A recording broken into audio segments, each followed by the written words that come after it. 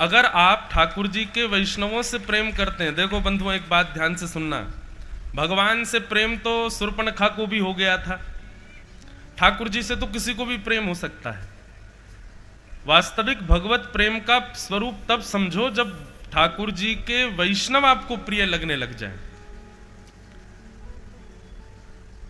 Airport पर हो, railway station पर हो, मॉल में हो, कहीं भी घूम रहे हो, तभी कोई वैष्णव दिख जाए और उस वैष्णव को देख करके आपका मन रूपी मयूर आनंदित हो जाए, आप उसको भले ही जानते भी नहीं है, केवल उसका स्वरूप मात्र देख करके आपको आनंद होने लग जाए, समझ जाओ ये भगवत प्रीति का लक्षण है। तो संतों के प्रति प्रेम, सेवा भाव। दूसरा सूत्र समर्पण, तीसरा सूत्र विश्वास, चौथा सूत्र चिंतन और पांचवा सूत्र विरह की पीड़ा। विरहय कांक्ष, विरह ये कहना तो आसान है पर है बहुत कठिन। फिर ये एक इनका नाम नहीं लिखा है पर बहुत सुंदर सजाया है इन्होंने, एक ही पृष्ठ में है, और इन्होंने पंच लक्षण पूरे लिख करके बताए हैं, तो इनका भी उत्तर बहुत सुंदर है। और ये चौथे हैं, इन्होंने अपना नाम लिखा है प्रभु का दास। वाह। समर्पण पहला सूत्र, ये लगभग सबने उत्तर में समर्पण लिखा है, पर समर्पण का मूल अर्थ आज हम कथा में बताएंगे। फिर दूसरा इन्होंने सूत्र दिया विलज्ज हो जाता है, निर्लज्ज हो जाना, लज्जा ना होना, लेकिन लज्जा ना होना संसार में नहीं, भगवत भजन में लज्जा ना होना, कीर्तन करने में, नृत्य करने में, तिलक लगाने में, धोती पहनने में, भगवत वेश धारण करने में किसी प्रकार की लज्जा ना होना, उसको कहते हैं विलज्ज। तीसरा वैराग्य, सब चीज होते हुए भी किसी वस्तु की लालसा ना होना। लिखना बहुत आसान है पर करना उतना ही कठिन है, सूत्र लिखा तो है। और चौथा लिखा है क्षमा करना, क्षम्य दान। पांचवा दान की भावना, दान की भावना। और फिर उन्होंने एक भाव और लिखा, एक भाव और है, भगवान को भक्त भगवान नहीं मानता, भगवान को अपना कोई सर्वस्व मान। एक बात इसमें हम थोड़ी करें, इनके लिए भी ताली, ये भी बढ़िया उत्तर लिखे हैं इन्होंने। तो ये चार उत्तर अच्छे हैं, बाकी सबके उत्तर अच्छे हैं पर कुछ विशिष्टताएं हमको दिखी, इसलिए ये चार उत्तर ढूंढे हैं। ठाकुर जी को भगवान ना मान करके अपना कोई संबंधी मानना ये प्रेम का एक लक्षण तो है, पर कहीं ना कहीं सूक्ष्म भाव आपको ये रखना पड़ेगा कि वो भगवान भी हैं। अब बेटा आईपीएस ऑफिसर बन जाए, आईएएस ऑफिसर बन जाए, मुख्यमंत्री बन जाए या किसी भी पदवी पर आ जाए, तो मां के लिए है तो वो बेटा ही, लेकिन कहीं ना कहीं मां को इस मर्यादा का भी ध्यान रखना पड़ता है कि मेरा बेटा एक पदवी पर भी है। पत्नी अपने पति के, ठीक है उसके लिए पति सारे पदों से विमुक्त है, पर कहीं ना कहीं पत्नी को यह भी तो ध्यान रखना पड़ेगा कि मेरा पति एक ऑफिसर है, वो किसी पदवी पर है, तो कहीं उसकी पदवी पर, उसके एक पद पर मेरे किसी क्रिया से कोई आक्षेप ना हो, कोई दुविधा ना हो, इसका विचार भी करना पड़ता है ना पत्नी को। अब पत्नी सोचे कि नहीं तुम तो बस मेरे हो, अब इसके अलावा तुम्हारी पदवी चाहे कहीं जाए, तुम्हारे काम चाहे कहीं जाए, लेकिन तुम मेरे हो, तो फिर यहां अपराध बनेगा पत्नी से, और पति को कष्ट होगा कि भाई ठीक है ये प्रेम करती है, लेकिन कम से कम मेरी ये भी तो देखे कि मैं हूं क्या, इसका विचार भी तो रखे। ठीक वैसे ही ठाकुर जी को अपना मानने वाले, उनके प्रति पुत्र का भाव, पति का भाव, पिता का भाव, मित्र का भाव, सख्य का भाव, अच्छी बात है, इसके बिना भक्ति पुष्ट होगी भी नहीं, पर कहीं ना कहीं आपको यह भी तो विचार करना पड़ेगा कि ये भगवान भी हैं।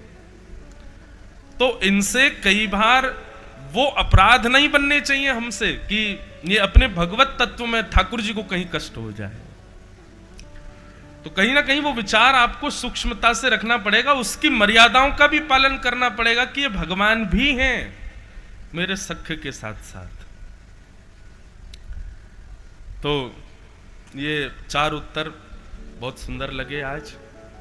कल हमने क्या प्रश्न दिया था? हरिप्रिय बनने के 6 लक्षण हमने कल मंच से बताए थे। मानव कल्याण किसमें है कि भगवत प्राप्ति हो, ये नहीं हम जब तक जीवित रहें तब तक हम हरिप्रिय बन जाएं, ठाकुर जी के प्रिय बने। कल इससे प्रसंग प्रारंभ हुआ था और फिर हरिप्रिय बनने के 6 लक्षण हमने बताए थे। और कल हमने होमवर्क दिया था कि 4 लक्षण आपको भी बताने हैं, 10 लक्षण होने चाहिए। कुछ उत्तर तो आ गए हैं, जिन जिन के उत्तर रह गए हैं वो सब भी जमा करवा देना। कल फिर इस प्रश्न का उत्तर दिया जाएगा कि किन किन के 4 लक्षण उचित हैं। 6 लक्षण व्यासपीठ के, 4 लक्षण आपके, मिला के 10 लक्षण। कल हम मंच से 10 लक्षणों की उद्घोषणा कर देंगे कि ये 10 लक्षण हरिप्रिय बनने के लिए उपयोगी। तो जिनके उत्तर अभी रह गए हों वो भी कंप्लीट कर लेना। अब आज की कथा में हम लोग प्रवेश करें। कथा क्रम आज बहुत है और हमारे आपके स्वरूप श्रृंगार वस्त्रों से ही पता चल रहा है कि नंद घर आनंद भयो जय कन्हैया लाल की। आज मंगल में ठाकुर जी का जन्मोत्सव होगा। कथा में बड़े भाव से हम आप सब लोग श्रवण करेंगे। और कल क्रम कथा का 2 स्कंद तक पहुंचा था, जहां पर हमने थोड़ी सूक्ष्म में कह करके आगे बढ़े थे कि परीक्षित को 7 दिन में मरने का श्राप लगा और श्री परीक्षित जी महाराज सुखदेव जी की शरण में आए और आकर के उन्होंने प्रार्थना की कि भगवान अब मेरे जीवन के केवल 7 दिन बचे हैं, मुझे भगवत प्राप्ति का साधन बताओ, मुक्ति का उपाय बताओ। अब यहीं से कथा का थोड़ा श्रवण सब लोग ध्यान से करें।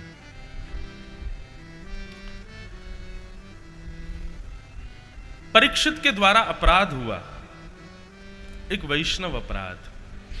बंधुओं, एक बात हम कथा में कहा करते हैं कि भगवत सेवा में यदि कोई अपराध बन जाएगा तो चलेगा, लेकिन कभी भी किसी भगवत भक्त का, भगवत वैष्णव का कभी अपराध मत कीजिएगा। आप ठाकुर जी का श्रृंगार कर रहे हो, गलती से ठाकुर जी हाथ से छूट गए, गिर गए, ठाकुर जी नाराज नहीं होंगे। कभी भोग की थाली ठाकुर जी को धराई, गलती से गिर गई, पलट गई, ठाकुर जी नाराज नहीं होंगे। कई बार मंदिर में आरती करते हो, आरती गिर गई, ठाकुर जी नाराज नहीं है। इन सब बातों पर आप चिंतित मत हुआ करो। कई बार ठाकुर जी का भोग रख करके हम लोग चले गए और भूल गए, शाम तक भोग रखा ही रह गया, ठाकुर जी नाराज नहीं होंगे। ये ठाकुर जी के नाराज होने के कारण नहीं है। पर कभी वृंदावन में, काशी में, अयोध्या में, विदिशा में, भोपाल में कभी किसी वैष्णव को देख करके आपने यदि उसका अपमान किया, किसी वैष्णव भक्त का यदि आपसे अपमान हो गया, उसकी हंसी आपने उड़ाई या उसका किसी भी रूप में आपके द्वारा, चाहे वाणी से, चाहे स्वभाव से, चाहे व्यवहार से, और भले ही अंदर आपने अपमान किया, तो ठाकुर जी नाराज निश्चित हो जाएंगे। इसलिए मैं हाथ जोड़ करके लगभग हर कथा में कहा करता हूं कि भैया कभी किसी भक्त का अपमान मत करना, कभी किसी भक्त का अपराध मत करना।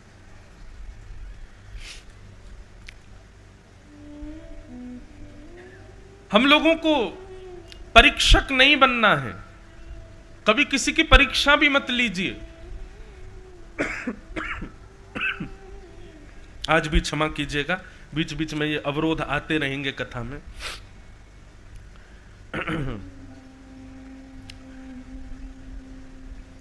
तो कभी किसी वैष्णव का अपमान। एक कथा आप लोगों ने सबने सुनी है कर्मा बाई की। कर्मा खिचड़ी बनाती थी, बिना नहाए धोए बनाती थी, और कभी कभी दांतुन करते करते दांतुन से ही चला देती थी, और उस खिचड़ी को खाने श्री जगन्नाथ जी दौड़ के आते थे। एक बार कर्मा खिचड़ी बना रही थी तो एक संत आ गए, और संत ने आकर के कर्मा बाई से कहा, राम राम राम राम राम, ना मुंह धोया है, ना तुमने स्नान किया है, और ऐसे खिचड़ी का भोग बना रही हो। कर्मा बाई बेचारी बड़ी भोली थी, बड़ी सीधी थी। उसने कहा, आप ही आज्ञा करें, मैं क्या करूं। संत ने उसको पूरा लंबा चौड़ा खर्रा दे दिया, बोले इतने नियमों का पालन किया करो तुम।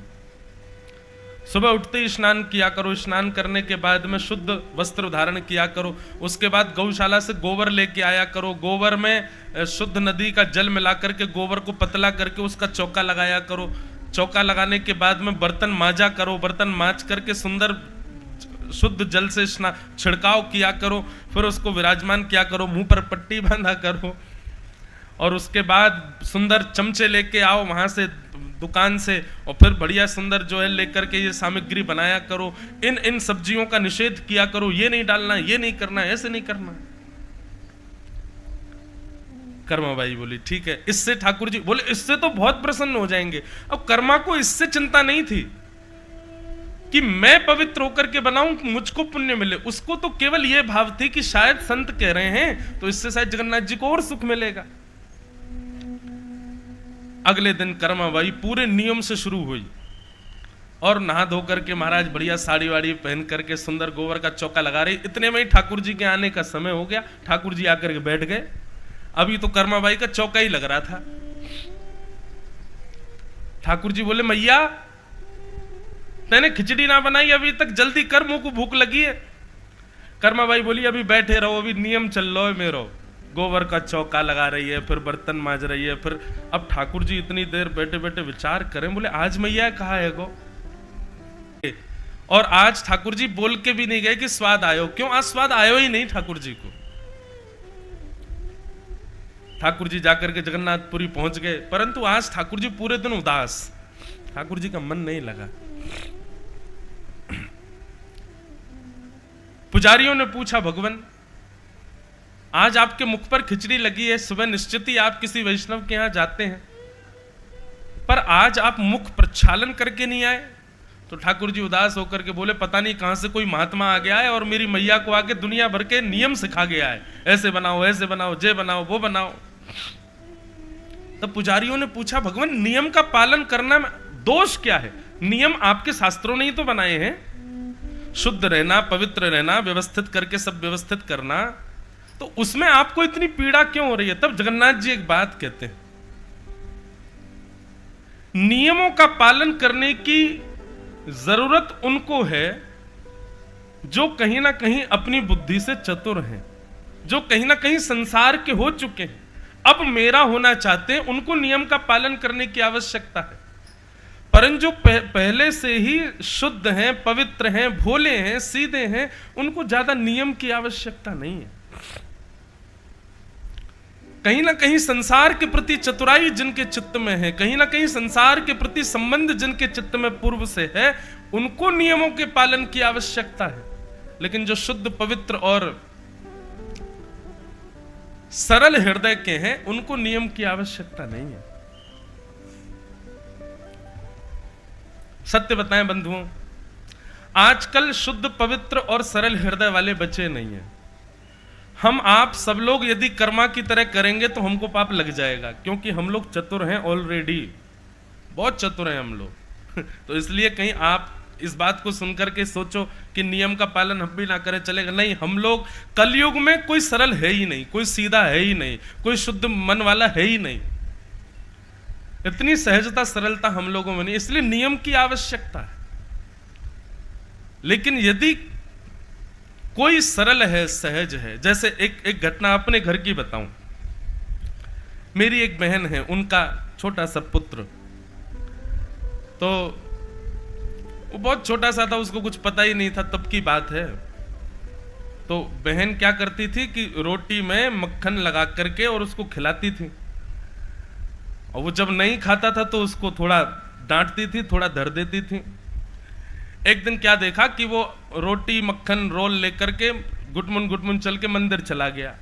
अब वो ठाकुर जी के मुंह में उसको देवे, और जब ठाकुर जी नहीं खावे तो ठाकुर जी को थप्पड़ दिखावे अपनी माँ की तरह, क्योंकि ऐसे ही उसकी माँ मारती थी। और मेरी बहन जल्दी बोले जल्दी आओ, जल्दी देखो क्या कर रहा है। तो देखे तो वो ठाकुर जी लुढ़के पड़े और उनको रोटी देवे, और नहीं खावे सो हाथ उठावे। तब देख करके लगा कि ये सरल सहज स्वभाव अब तो नहीं है किसी के अंदर है? हम तो बड़े चतुर हैं। मैंने पहले भी कहा, अब भी कहूंगा, सारे दोषों से निवृत्त होना संभव है संसार में, लेकिन एक बार यदि आप चतुर हो गए ना तो सरल होना बहुत मुश्किल है, सहज होना बहुत मुश्किल है। इसलिए भैया चतुर जितने बन चुके हो उतने ही रहो, अब उससे ज्यादा चतुर मत बनना। क्योंकि एक चीज हमने सब जगह देख ली कि चतुराई सबसे बड़ी बाधा है भगवत मिलन में।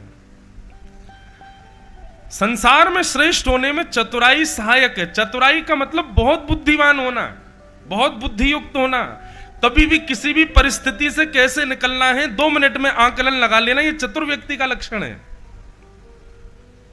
पर ठाकुर जी के जो होते हैं वो कैसी भी परिस्थिति हो जाए वो तो बस हाथ पसार ठाकुर जी से कहें, ठाकुर जी हमको कछु ना है पता कैसे का करना, आप ही बताओ, आप ही निकारो, आप जानो, आपको काम। अब देखो सरलता किसको कहते हैं? नरसिंह मेहता सरल थे, किसी भी भक्त को उठा लो सब सरल ही थे, चतुर कोई नहीं था।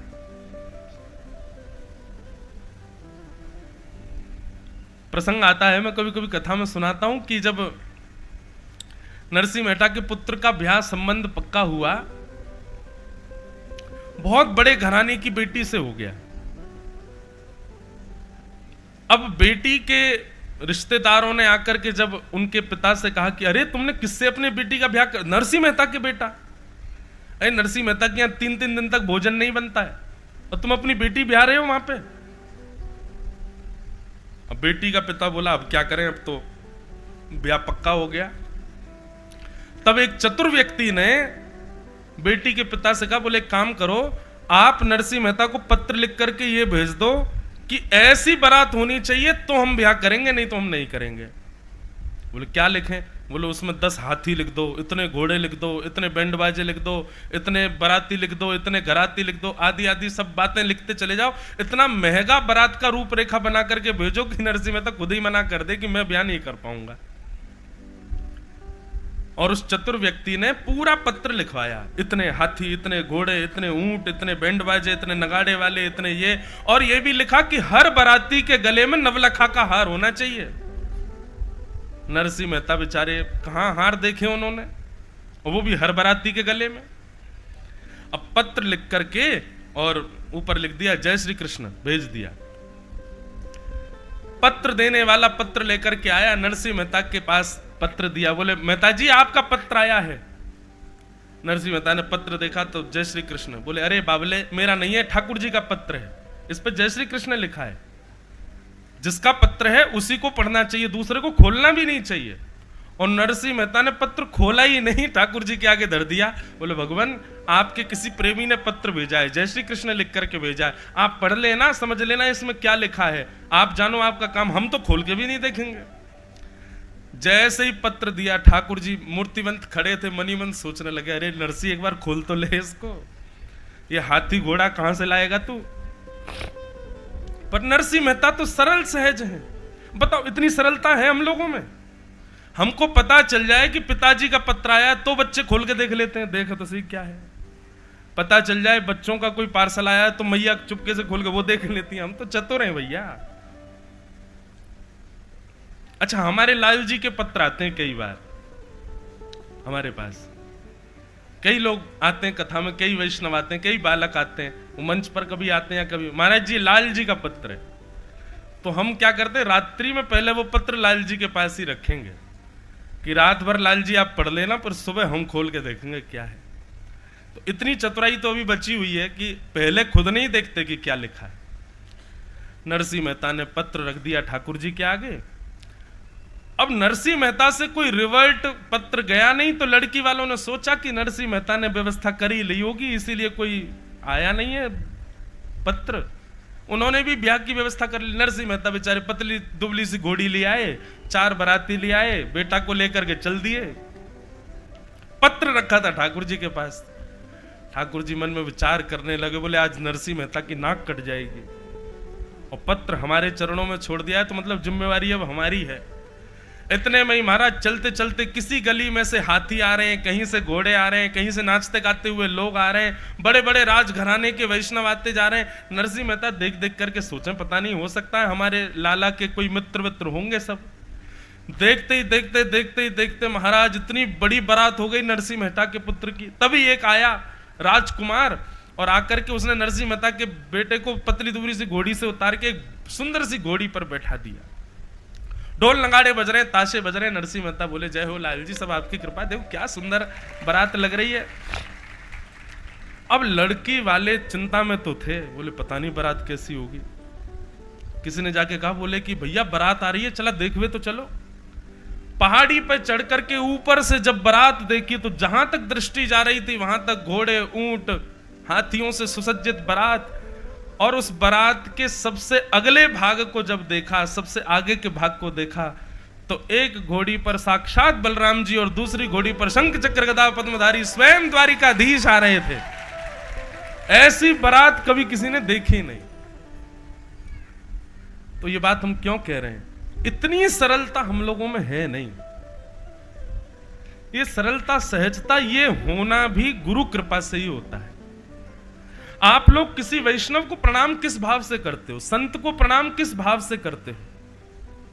कभी किसी ब्राह्मण को प्रणाम किस भाव से करते हो? आज हमारी कही एक बात मानिएगा, आज के बाद किसी भी ब्राह्मण को, संत को, वैष्णव को, भक्त को प्रणाम करो इसी भाव से करना कि हम सरल हो जाएं, हम सहज हो जाएं, हमारी चतुराई थोड़ी कम हो जाए। क्योंकि सारी चीजें बाद में, सबसे ऊपर यदि भगवत प्रिय बनने का लक्षण अपने अंदर लाना चाहते हो तो सरल बन जाओ। भैया ये हेलीकॉप्टर हमारी नाक नहीं काट दे, बस इसका ध्यान रखना। और हमको कथा में बहुत डिस्ट्रक्शन होता है, बस इसको घुमा के तुरंत बैठा दो। कोई भजन चले तब ले आना, बुरा मत मानना भैया। बोलो वृंदावन बिहारी लाल की। तो हम क्या कह रहे थे? सरलता, सहजता। अब सरल होता मैं तो मुझे हेलीकॉप्टर से दिक्कत नहीं होती, लेकिन चतुर हूं इसलिए बंद करवा दिया। तो ये सरलता लानी पड़ेगी भैया, ये सहजता, ये सौम्यता कभी भी। और ये केवल बिना महत्पाद रजोभिषेकम। श्रीमद् भागवत में रहुगण भरत संवाद में श्री रहुगण जी महाराज से भरत जी कहते हैं कि जीवन में भगवत प्राप्ति के जितने भी साधन लाने हो, एक ही उपाय है, श्री गुरु चरण सरोज रज निज मन मुकुर सुधार। भागवत में उसी का ट्रांसलेशन किया गया, बिना महत पाद रजोभिषेकम। महत जनों के, गुरुजनों के, वैष्णव जनों के जब तक रज को आप माथे से नहीं लगाओगे तब तक आपके अंदर भगवत प्रीति के गुण नहीं आ पाएंगे। अब देखो, अब दूसरी बात समझो, कभी किसी को प्रणाम करना कैसे चाहिए ये और सीखो। हम लोग कैसे प्रणाम करते हैं? एक हाथ से प्रणाम करेंगे या दोनों हाथ से प्रणाम करेंगे, सामने से प्रणाम करेंगे। सामने से तो कभी प्रणाम नहीं करना चाहिए। किसी का मार्ग रोक करके चलते हुए बेचारे कोई वैष्णव जा रहे हैं, आप सामने खड़े हो गए, फिर नहीं। जब दृष्टि पड़े, जिस स्थान पर खड़े हो वहीं से दंडवत प्रणाम, ये प्रणाम का स्वरूप होता है। जरूरी नहीं है आप स्पर्श ही करो, जरूरी नहीं है सामने ही झुको। हम भागवत जी मंच पे आते हैं, हम कैसे प्रणाम करते हैं? वहां से तिरछा प्रणाम करेंगे। ठाकुर जी के, भागवत जी के दाहिनी ओर से बाम ओर प्रणाम किया जाता है। मंदिर में भी यही नियम है कि ठाकुर जी के दाहिनी ओर से बाम ओर, बाम अंग की ओर प्रणाम करना चाहिए। स्पष्ट सीधे प्रणाम नहीं करना चाहिए। क्यों?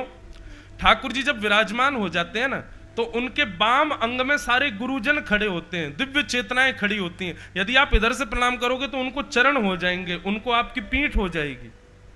सामने से प्रणाम करोगे तो सामने लक्ष्मी जी, समस्त देवी देवता, गंधर्वजन खड़े होते हैं। यदि सामने से प्रणाम करोगे तो उनको चरण, उनको कमर हो जाएगी। इसलिए मानवों को दाहिनी ओर से प्रणाम करना चाहिए। यहां से प्रणाम करने पर प्रणाम स्वीकार होता है। ऐसी कभी भी किसी संत को, वैष्णव को देखो, दूर से ही उनके दाहिने अंग से प्रणाम करो, दंडवत।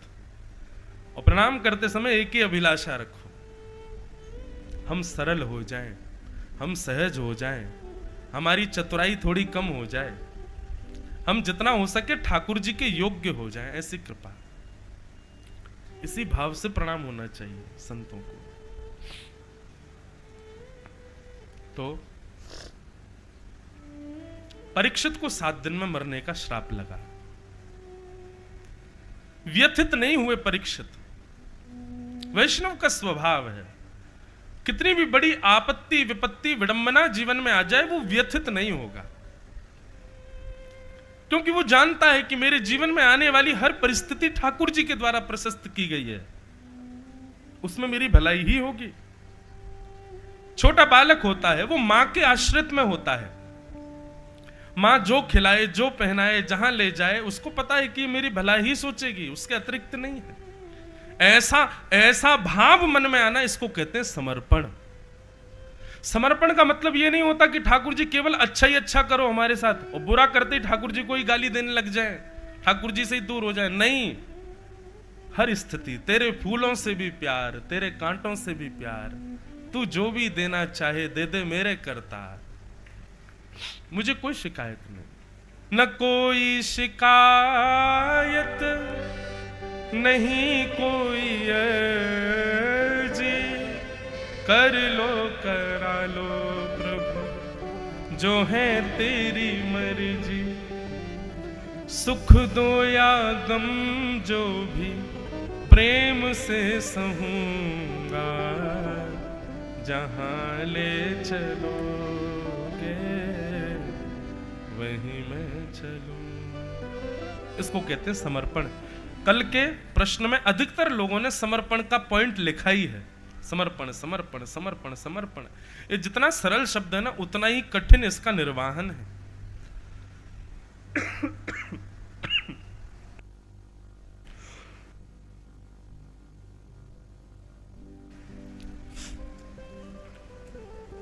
उतना ही कठिन इसका पालन है।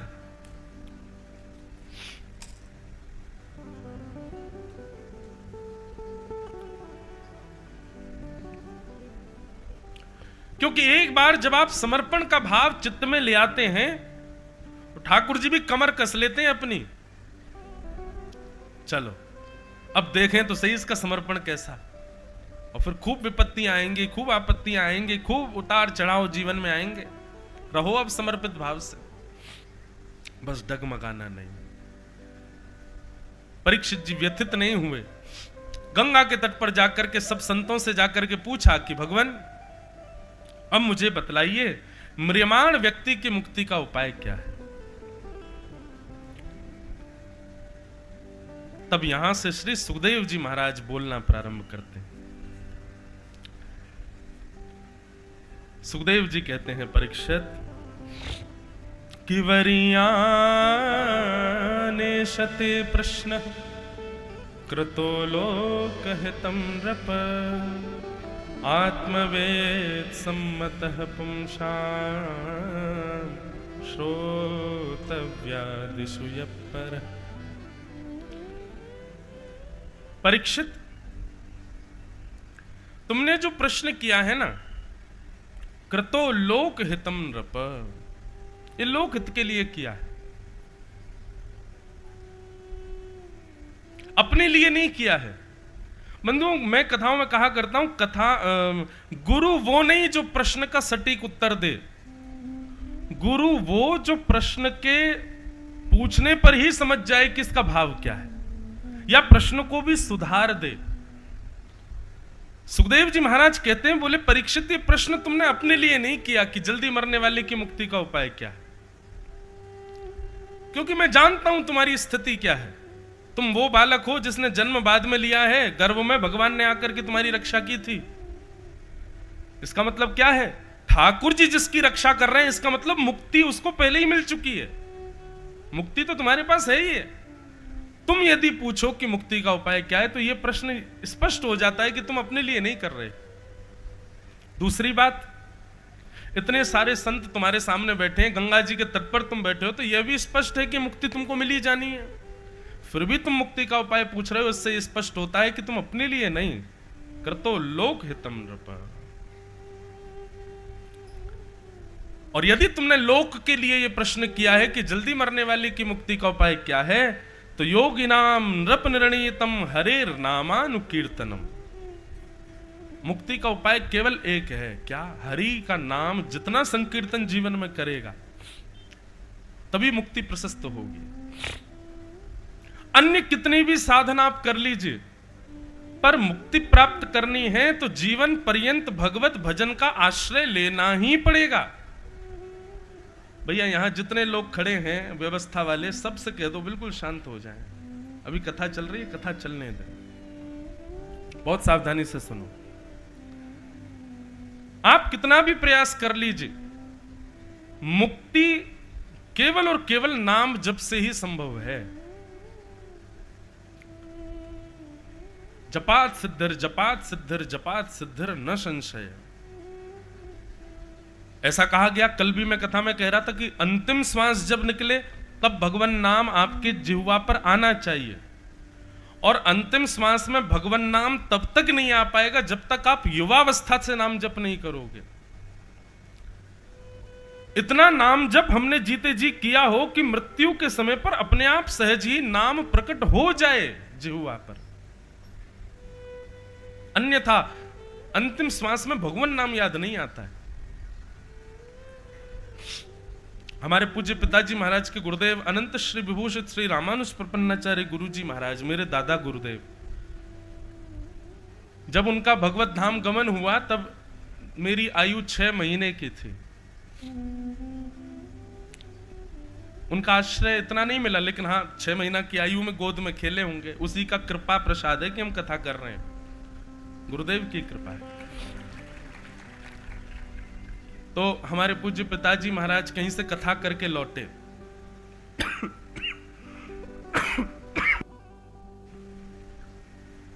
26 वर्ष पूर्व की बात, और बस पिताजी का नियम था, आते ही घर पर सबसे पहले गुरुदेव को प्रणाम करने जाते थे, चाहे रात में 2 बजे आए। और गुरुदेव भी प्रतीक्षा करते थे, ठाकुर जी आएंगे, उनसे मिलेंगे, तब शयन में जाते थे। उस दिन रात्रि को पिताजी जैसे ही आए सीधे गुरुदेव के पास गए, तो गुरुदेव ने सहज ही कहा, बोले सुनो यहां बैठो। पिताजी बैठ गए तो उनके गोद में गुरुदेव ने सर रखा और लेट गए, और लेट करके पिताजी सर दबा रहे थे, हाथ दबा रहे हैं। और बस उसी क्षण अर्धरात्रि का समय, श्री कृष्ण गोविंद हरे मुरारे, हे नाथ नारायण वासुदेव, श्री कृष्ण गोविंद हरे मुरारे, हे नाथ नारायण वासुदेव, इस मंत्र का उच्चारण करते करते पिताजी की गोद में सर रखे रखे गुरुदेव भगवत धाम को प्रस्थान कर गए। ये सामान्य बात नहीं, ये सहज व्यक्ति नहीं कर सकता। शास्त्र प्रमाण देते हैं कि व्यक्ति का जब अंतिम समय समीप आता है तो कंठे घुरघुरायते, कंठ से घुर घुर घुर घुर ऐसी आवाज आती है, भगवान नाम नहीं निकलता। भगवान नाम वही ले सकता है जिस व्यक्ति ने संपूर्ण जीवन भगवान नाम लिया हो, क्योंकि सब जगह शास्त्रों में लिखा है कि अंत में भगवान नाम लोगे तभी मुक्ति मिलेगी। तो फिर आप प्रश्न करोगे तो फिर जीवन भर क्यों जपें, अंत में ही जप लेंगे? अंत में जपने के लिए जीवन भर जपना पड़ेगा। अंतिम स्मृति में तो तभी आ सकता है, नहीं तो संभव नहीं है।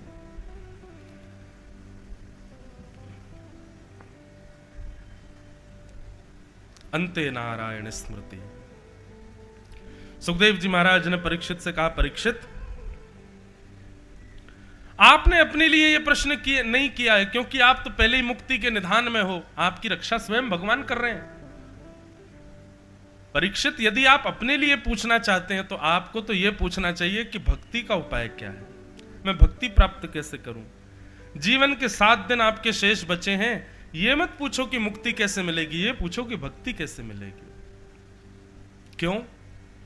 क्योंकि मुक्ति के लिए तो अंतिम क्षण भी काफी है।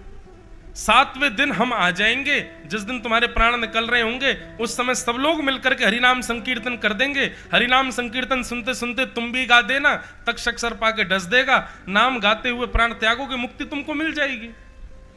पर ये 6 दिन और जो शेष बचे हैं, 7 दिन में मरने का, इसमें क्या करोगे?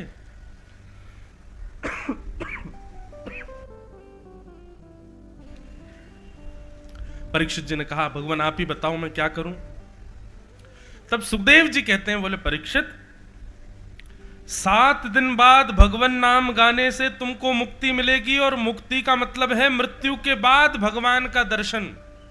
पर अभी तुम्हारे पास 7 दिन बचे हैं। यदि इन 7 दिनों में तुमने भक्ति की उपासना की तो यह बात निश्चित है कि तुम्हारे प्राण निकलेंगे, तो प्राण निकलने से पहले तुमको ठाकुर जी का दर्शन हो जाएगा, जीवित अवस्था में दर्शन। भक्ति और मुक्ति में यही अंतर है। मुक्ति मतलब मृत्यु के बाद भगवत दर्शन, और भक्ति का मतलब है जीते जी भगवत दर्शन। अब क्या चाहिए ये तुम बताओ। तब परीक्षित जी चरणों में प्रणाम करते हुए कहते हैं, भगवान अब मुझे मुक्ति नहीं चाहिए, अब मुझे मुक्ति की इच्छा नहीं, अब तो आप मुझे भक्ति प्रदान करो। तक्षक सर्प मुझे डसे, उसके बाद मैं भगवान का दर्शन करूं, अब ये अभिलाषा नहीं है। तक्षक सर्प डसे उससे पहले मुझे ठाकुर जी का साक्षात्कार हो जाए, अब ये चिंता मेरी सता रही है।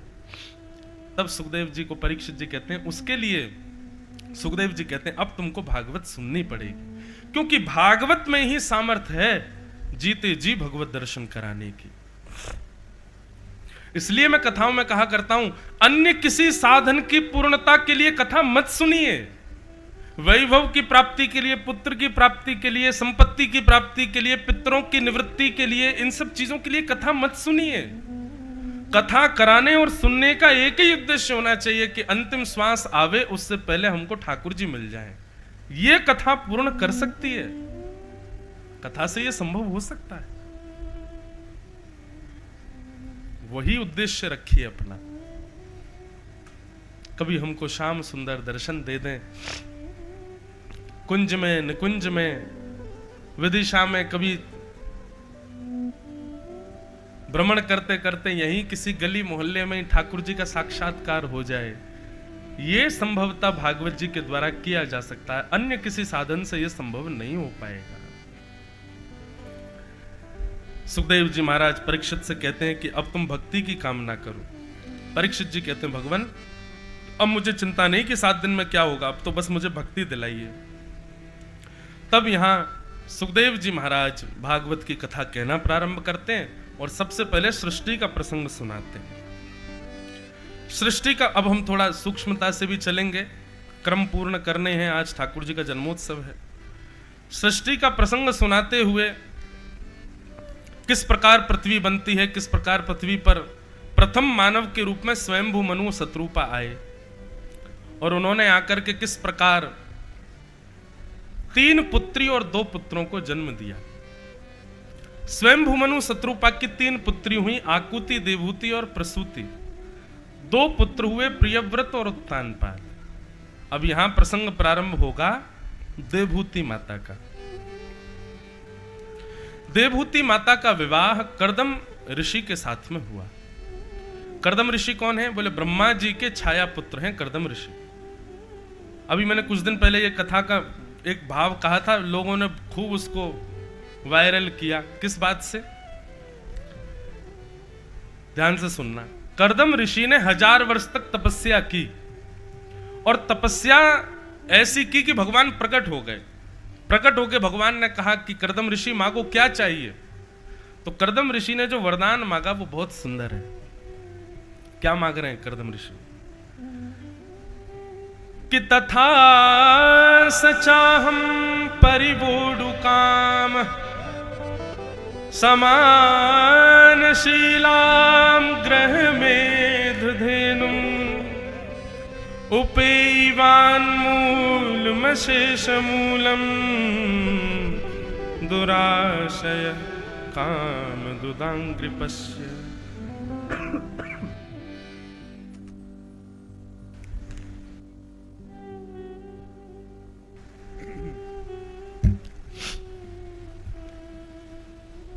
कर्दम ऋषि कह रहे हैं, ठाकुर जी 1000 वर्ष की तपस्या से मुझे आपसे कुछ चाहिए। भगवान बोले मांगो क्या चाहिए। सब लोग इधर देखो, सावधानी से सुनना। तो कर्दम ऋषि कहते हैं मैं जो मांगूंगा सो दोगे आप मुझे। भगवान बोले निश्चित देंगे, तुम मांगो तो सही। कर्दम ऋषि कहते हैं नाथ मैं जितना आपसे प्रेम करता हूं ना, मैं जितना आपका भजन करता हूं, मैं जितनी आपकी साधना उपासना करता हूं, मुझसे भी ज्यादा आपसे प्रेम करने वाली, आपकी उपासना साधना करने वाली एक पत्नी से मेरा ब्याह हो जाए, ऐसी मुझ पर कृपा कर दो। ये वरदान मुझको दे दो। बंधुओं, जो अविवाहित बैठे हैं यहां पे, जिनके ब्याह नहीं हुए हैं, कथा में बैठे हो तो इसका मतलब है कि आप सब भक्त हो। अब जिनके ब्याह हो गए वो तो बेचारे अब कुछ कर नहीं सकते। जिनके नहीं हुए हैं उनके पास अभी एक मौका है। इस श्लोक का निरंतर पाठ करना प्रारंभ कर दो। कई वैष्णव बालक भी, कई भक्त हो जाते हैं बालक कथा सुन के, वो कहते हैं कि महाराज जी अब हमको ब्याह करने के लिए माता पिता पीछे पड़ने, क्या करें? करना है। धन्यो गृहस्थाश्रम, गृहस्थाश्रम धन्य है। और एक बात बताएं, गृहस्थाश्रम में प्रवेश करना एक प्रकार से सिक्योरिटी होता है, आप सिक्योर हो। फिर अगर आप गृहस्थाश्रम का त्याग करके केवल अकेले रहना चाहते हैं तो भैया ये संसार के विषय भोग बड़े खतरनाक हैं। कहो तो अभी आपको इनसे बचा ले गए, आगे चल करके सताया, फिर किसी काम के नहीं रह पाओगे। इसलिए अच्छा है कि गृहस्थाश्रम में प्रवेश करो, पर इस मंत्र का नित्य जाप किया करो। ठाकुर जी से एक ही बात कहा करो, हे गोपाल जी, हम आपसे जितना प्रेम करते हैं, हम आपको जितना दुलार करते हैं, आपकी जितनी सेवा करते हैं, हमसे भी कई गुना ज्यादा आपसे प्रेम करने वाला, आपसे आपकी सेवा करने वाला हमको जीवन साथी मिले, ऐसी कृपा करो। वैसे तो हम कथा में कहते हैं कि ठाकुर जी से कभी संसार मत मांगो, ठाकुर जी से कभी संसार की वस्तु मत मांगो, पर यदि संसार की वस्तु भगवत भक्ति युक्त होकर के मांगोगे तो उसमें कोई दोष नहीं। जैसे कई लोग संतान की कामना करते हैं, पर संतान की कामना किस भाव से करते हैं? हमारे दादा दादी को एक नाती मिल जाएगा, खिलाएंगे उसको।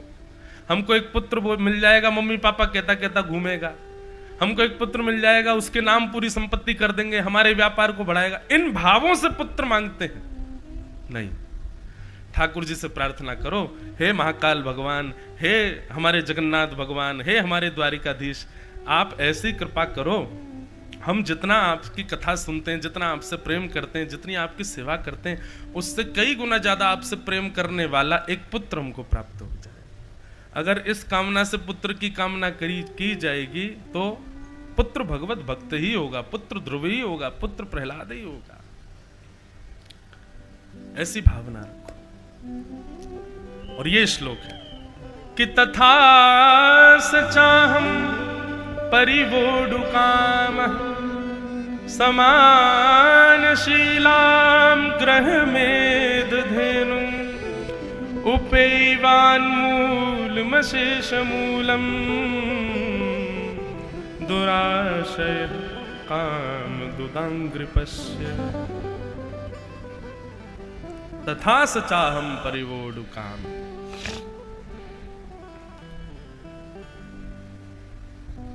ठाकुर जी से प्रार्थना कर रहे हैं, सब लोग इधर देखो, कथा सुनो ध्यान से, कुछ भी हो जाए अपना ध्यान भंग नहीं करो। ठाकुर जी इतने प्रसन्न हो गए कर्दम ऋषि के इस भाव से। वाह कर्दम ऋषि, आपने जो मांगा है ये निश्चित ही आनंददायी है, ये निश्चित ही। जय हो। जिन नरसिंह मेहता जी का आज स्मरण कर रहे थे, उन्हीं नरसिंह मेहता जी के नागर वंश के हमारे पूज्य महाराज जी आज पधारे हैं। जय हो।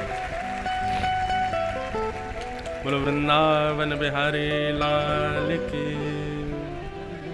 वाह।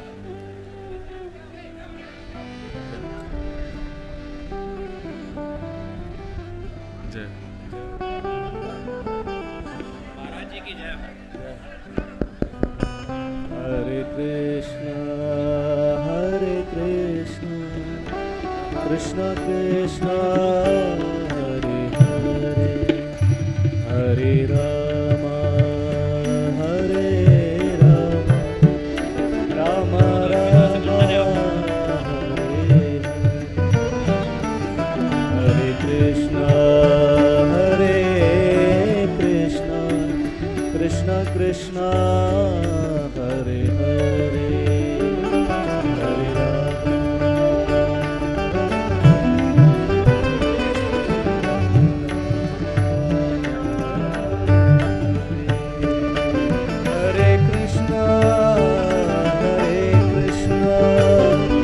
कृष्ण कृष्ण हरे हरे, हरे राम हरे राम।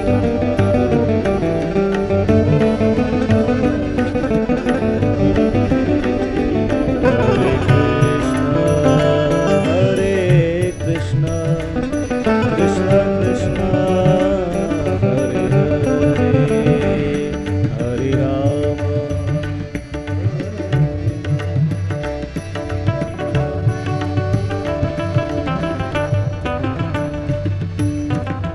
बोलो भक्त वत्सल भगवान की द्वारिकाधीश की परमानंद का विषय है। आज हमारे मध्य मालव माटी के वरदपुत्र मालवा से हमारे मध्य में परम पूज्य श्री कमल किशोर नागर जी के चिरंजीव पूज्य पाद श्री प्रभु जी नागर जी महाराज पधारे हैं। आपको बारंबार प्रणाम है। आज बटुक जी महाराज, सब लोग जहां खड़े हैं भैया वहीं बैठ जाओ, सब लोग विराज जाओ। हाँ, आज सुबह हमारे बटुक जी बता रहे थे आपके सदगुरुदेव भगवान के आप चिरंजीव हैं। और आज सहजी कथा में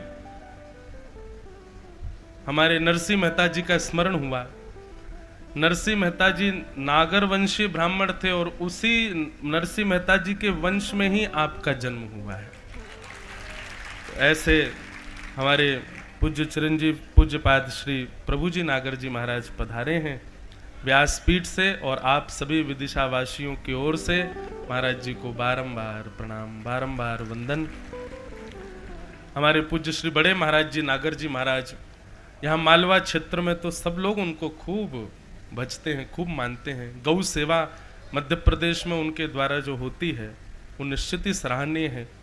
यहाँ के सब वैष्णवजन और हमारे भारतवर्ष के समस्त शीर्षस्थ संतों का खूब आशीष उनको प्राप्त होता रहता है।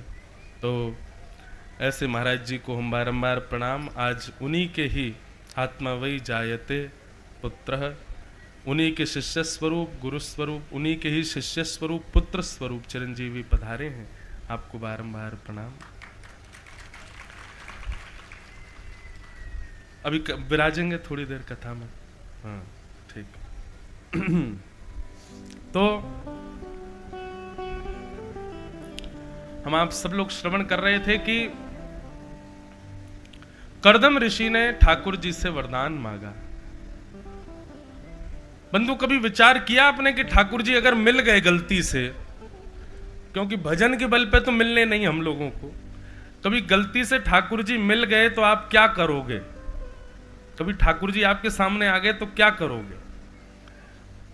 कभी विचार किया? इसलिए विचार नहीं किया क्योंकि आप लोगों को विश्वास है कि ठाकुर जी मिलेंगे ही नहीं हमको। पर ये विचार किया करोगे कभी ठाकुर जी का यदि साक्षात्कार हो गया हमको, हमारे भजन के भाव से, हमारे संकीर्तन से, हमारी सेवा से कभी ठाकुर जी मिल गए तो क्या होगा? अभी राम जन्मभूमि के शिलान्यास के और महा प्राण प्रतिष्ठा महोत्सव के उपलक्ष्य में कई सारे भजन आए। एक बहुत सुंदर भजन आया, राम आएंगे तो अंगना सजाएंगे, राम आएंगे तो दीप जलाएंगे, राम आएंगे तो ये करेंगे। बहुत अच्छा भजन था, बहुत अच्छा लगा, सब गाते हैं। पर कभी कभी मेरे को ऐसा लगता है कि राम आएंगे तो हम सब सुध भूल जाएंगे। अगर इतना भी ध्यान रहा कि हमको दीप जलाना है, अगर इतना भी ध्यान रहा कि घर साफ करना है, इतना भी ध्यान रहा कि उनके लिए सुंदर व्यवस्था करनी है, तो समझो राम जी नहीं कोई और ही आया है। क्योंकि आपको इतनी सुध है कि करना क्या है, सुध नहीं रहेगी, इतनी स्थिति भी नहीं रहेगी। सोचोगे कुछ होगा कुछ, करोगे कुछ होगा कुछ, स्थिति ऐसी होगी।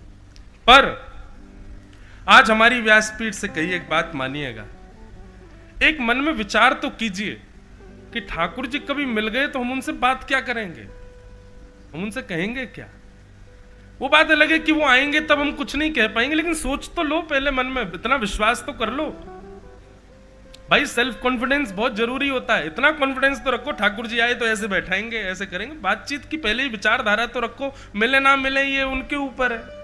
क्या पता हमारी विचारधारा से कहीं वो प्रसन्न हो जाएं, बोले अच्छा इतना सुंदर व्यवस्था तो इससे मिलना चाहिए। कर्दम ऋषि ने 1000 वर्ष तपस्या की, उससे ठाकुर जी प्रकट हो गए। पर कर्दम ऋषि ने जो वरदान मांगा है उससे ठाकुर जी तो न्योछावर हो गए कर्दम ऋषि के ऊपर। कर्दम ऋषि कहते हैं कि मैं जितना आपसे प्रेम करता हूं, मुझसे भी ज्यादा दुगुना आपसे प्रेम करने वाली मुझको गृहिणी मिल जाए, ऐसी कृपा करो। ठाकुर जी प्रसन्न हो गए, इतने प्रसन्न हो गए कि ठाकुर जी के नेत्रों से आंसू आने लगे। वही बिंदु सरोवर के रूप में प्रतिष्ठित हो गया। ठाकुर जी बोले, हे ऋषि तुम चिंता मत करो, पृथ्वी के प्रथम मानव स्वयंभू मनु की बेटी देवहूति, वो आपसे भी ज्यादा मुझसे प्रेम करती है, उससे आपका ब्याह होगा। और हम आपसे इतना प्रसन्न हैं कि एक वरदान हम अपनी तरफ से दे रहे हैं आपको। कर्दम ऋषि बोले क्या? बोले आपका ब्याह देवहूति के साथ होगा और आपकी संतान बन करके हम ही आएंगे आपके यहाँ, आपके पुत्र के रूप में हमारा ही जन्म होगा। बताओ इससे बड़ी बात क्या होगी?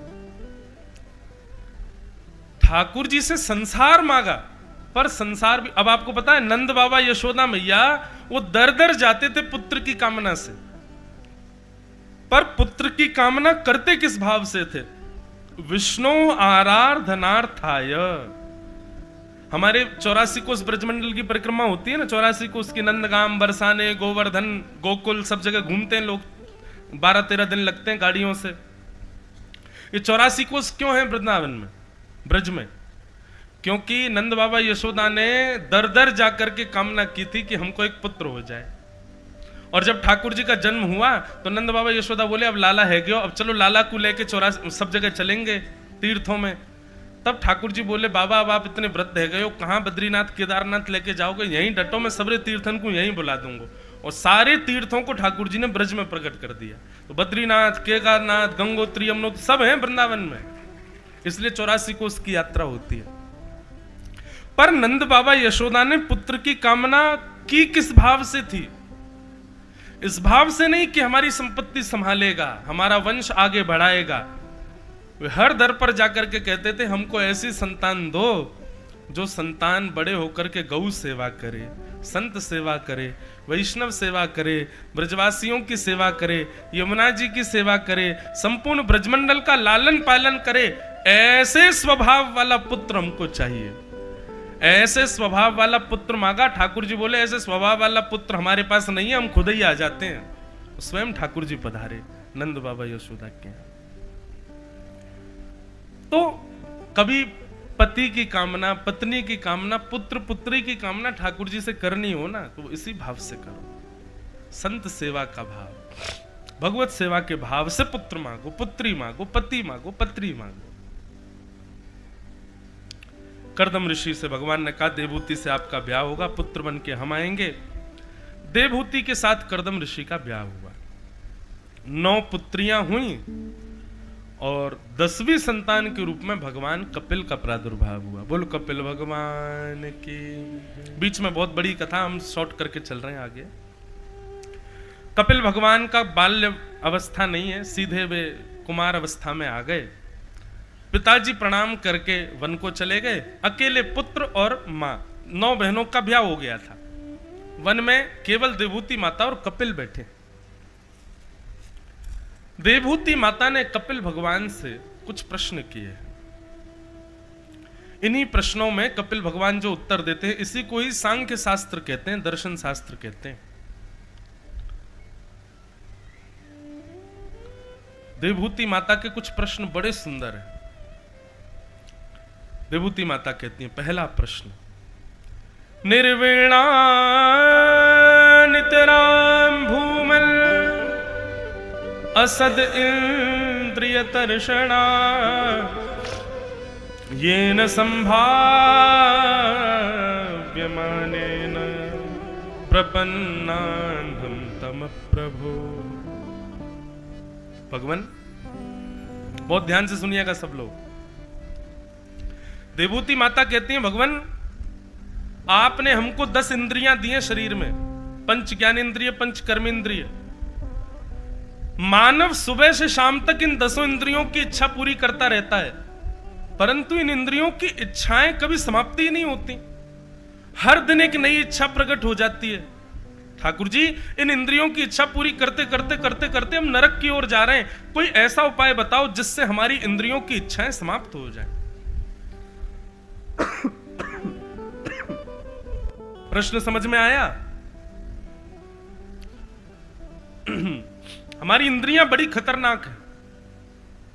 मैंने एक दिन कथा में कहा था, ठाकुर जी ने हमको 10 सेविकाएं दी हैं, 10 सेवक दिए हैं, परंतु स्थिति हम आप सबकी हो गई है कि अब ये सेवक नहीं है, ये हमारे स्वामी बन चुके हैं।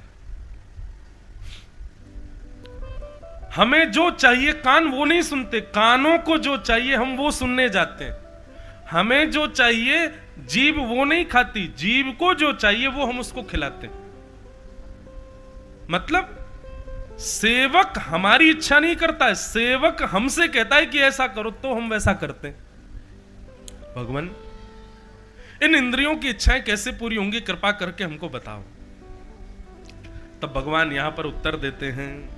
ठाकुर जी कहते हैं कि चेतः खलवस्य बंधाय रतं वा पुंसि मुक्तये, कि चेतः खलवस्य बंधाय मुक्तये चात्मनोमतं गुणेषु सक्तं बंधाय रतं वा पुंसि मुक्तये। मां, सबसे पहले तो आपने इंद्रियों को गलत बताया, ये इंद्रियां गलत नहीं है मैया। इन इंद्रियों की स्वयं की कोई इच्छा होती नहीं है। जीभ की, कान की, आंख की, त्वचा की, नाक की, हाथ की, पैर की कोई इच्छा नहीं है। इन 10 इंद्रियों का अधिपति भीतर बनकर के एक व्यक्ति बैठा है जिसका नाम है चित्त, यानी कि मन। वो खतरनाक है। जीव की कोई इच्छा नहीं है मां, मन की इच्छा है। कानों की इच्छा नहीं है, मन की इच्छा है। वास्तव में ये 10 इंद्रियां गलत नहीं है, इनको अपने ऊपर अधिकार बना करके बैठा वो मन गलत है, उसको सुधारना है। और मन मैया केवल एक ही उपाय से सुधर सकता है। बोले क्या? संग। आप जैसे वातावरण में रहोगे, जैसा संग करोगे, उससे मन सुधरेगा। बंधु एक बात मेरी बहुत ध्यान से सुनिएगा। संग का मतलब केवल फ्रेंडशिप को नहीं कहते। संग का मतलब केवल किसी व्यक्ति के साथ रहने को नहीं कहते। हमारे वस्त्र भी संग के अंदर आते हैं, हमारा भोजन भी संग के अंदर आता है। हम कहां जाते हैं, कहां रहते हैं, क्या पीते हैं, क्या खाते हैं, यह भी संग के अंदर आता है। हम क्या बोलते हैं, किस प्रकार के नाटक देखते हैं, किस प्रकार की पिक्चरें देखते हैं, किस प्रकार का संगीत देखते हैं, यह भी संग के अंदर आता है। ये सब संग के अंदर आता है। तिलक लगाना, धोती पहनना, शिखा रखना, यह भी एक संग का स्वरूप होता है। ये सब संग कहलाता है।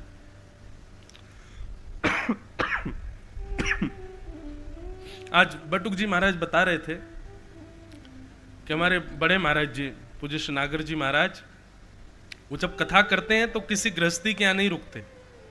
वे मंच के पास ही कुटिया बना करके वहीं विराजते। क्यों? इसका भी प्रभाव होता है, इसका भी प्रभाव होता है हमारे चित्त पर। एक संत थे, वो भजन करते थे कुटिया में रह करके। हफ्ते में एक बार निकल के आते थे और एक गांव में एक घर था, एक बूढ़ी माता जी का, वहां जाके भोजन करते थे। बस एक बार हफ्ते में, बाकी के दिन भजन में ही रहते थे। एक बार उन माता जी के यहाँ भोजन करने के लिए गए, तो भोजन करके जैसे ही उठ करके वापस अपनी कुटिया जाने लगे तो सामने से एक युवती घड़े में जल भर के आ रही थी। वैसे तो संत नीची नजर ही रखते थे, पर आज उनकी नजर थोड़ी सी उठी और उस युवती को देख करके उनके चित्त में केवल इतना भाव आया कि ठाकुर जी ने इसको कितना सुंदर स्वरूप दिया है। और ये भाव आते ही संत विचलित हो गए। मेरे चित्त में ये भाव आया कैसे कि ये सुंदर है? मेरा इतना भजन, मेरा इतना संयम, ये सब व्यर्थ हो गया आज। मैं तो समबुद्धि रखने वाला हूं, किसी को सुंदर कुरूप देखता ही नहीं हूं, फिर आज मेरे चित्त में यह भाव कैसे आया कि सुंदर है? उन्होंने सोचा जरूर ही अन्न में कोई कमी थी जो मैं खा के आया हूं। तुरंत मैया के पास गए, बोले मैया आज अन्न में कुछ मिलाया था क्या? बोले नहीं महाराज जी, आप जैसा खाते हो वैसे ही बनाया मैंने, वर्षों से जैसा बना रही हूं वैसा ही था। मैया कहीं तो कुछ गड़बड़ी हुई है, आप सब्जी कहीं और से लाई थी क्या? बोले नहीं, उसी दुकान से लाई थी जहां से लाती हूं। बोले सब्जी खरीदने वाला धन वो कहां से आया आपके पास? बोले मैं रुई की बत्तियां बनाती हूं, उसका विक्रय करती हूं, उससे जो धन मिलता है उससे सब्जियां खरीदती हूं। बोले रुई का विक्रय किसी गलत आदमी को किया था क्या? बोले नहीं, मेरे अपने ही कुछ लोग हैं, उन्हीं को देती हूं मैं। बोले मैया रुई का रुई का निर्माण कहीं किसी गलत स्थान पर किया था क्या? मैया बोली नहीं, घर में ही किया था, पर हां कल एक घटना हुई थी। बोले क्या? बोले मैं जिस प्रकाश के नीचे बैठ करके बत्तियां बनाती थी, कल मेरे घर का तेल खत्म हो गया था, तो मैं घर के प्रकाश में तो नहीं बना पाई, पड़ोसी के घर की खिड़की पर एक बत्ती रखी थी, उसका प्रकाश आंगन में आ रहा था, तो उसके प्रकाश में बैठ करके मैंने बत्ती बनाई, उसका विक्रय किया, उससे जो धन आया उस धन से सब्जी खरीदी, बना करके आपको पवाई। भैया ये पड़ोस में जो रहता है, इसके घर में जो दिया जल रहा है, ये दिया कैसे, कहां से तेल आता है, कहां से कैसे करता है? अब बोले इतना तो हमको नहीं पता। जब जांच करवाई तो पता चला कि वो पड़ोसी जो था वो डाकू था, वो चोरी चकारी करके जो धन कमाता था उससे तेल खरीदता था, तेल खरीद के उसने उससे दिया जलाया, उसके प्रकाश में बत्ती बना करके विक्रय करके धन कमा के सब्जी खरीद के बना करके संत को पवाई, उनके मन में विकार आ गया। सोचो कितना बचोगे आप? विकार इतने सूक्ष्म होते हैं, इतने सूक्ष्म होते हैं, वो कहीं से भी आपके अंदर प्रवेश कर सकते हैं। कितना बचेंगे आप? संभव ही नहीं है कि आप बच सको। इसीलिए थोड़ा थोड़ा प्रयास करते रहो।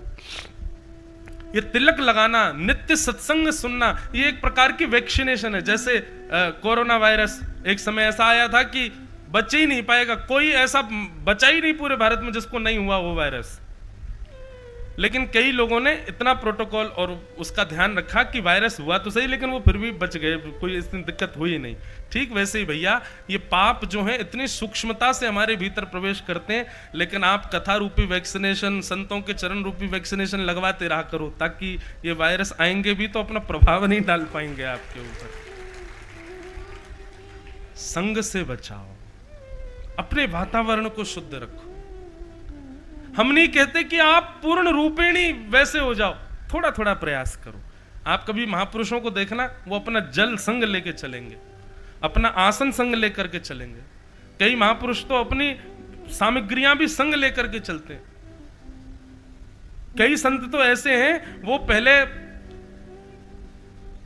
ज्वार या अनाज गैया को खवाएंगे, फिर गैया जब गोबर करेगी तो गोबर में निर्मित होके आएगा, फिर उसको धो करके सुखा करके उसकी रोटी बना के पाते हैं। तब भी मन इतना विचलित होता है कि उस पर वशीकरण कर पाना बहुत मुश्किल है। मन सामान्य नहीं है बंधुओं, बहुत खतरनाक है।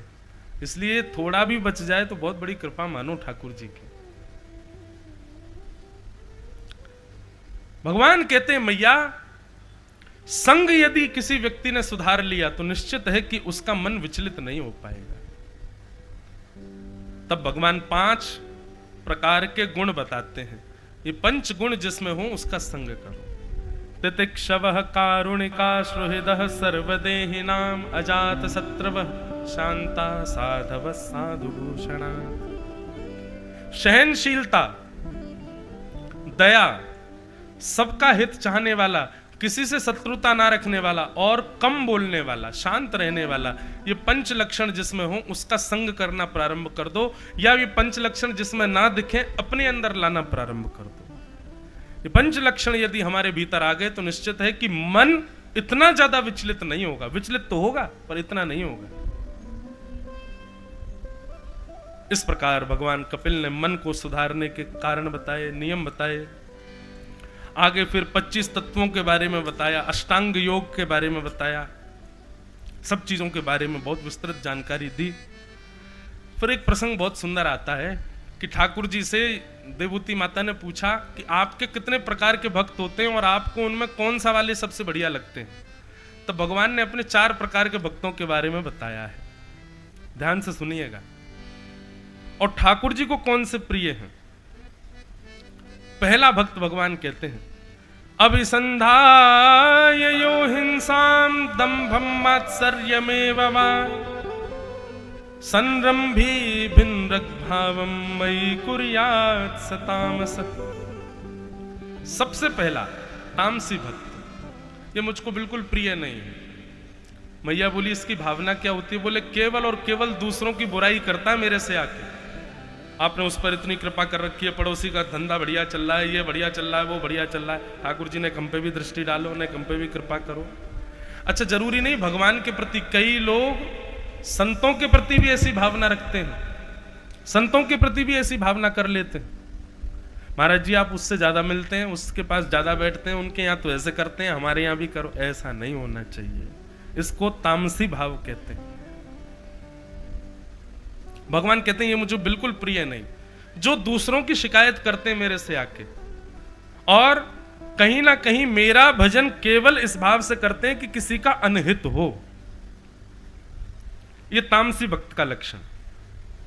दूसरा है राजस भक्त। राजस भक्त का लक्षण क्या है कि विषयान विसंधाय यश ऐश्वर्य में बाबा अर्चादा वर्चयेद्यो माम पृथक भावस राजस। राजस भक्त का लक्षण क्या है?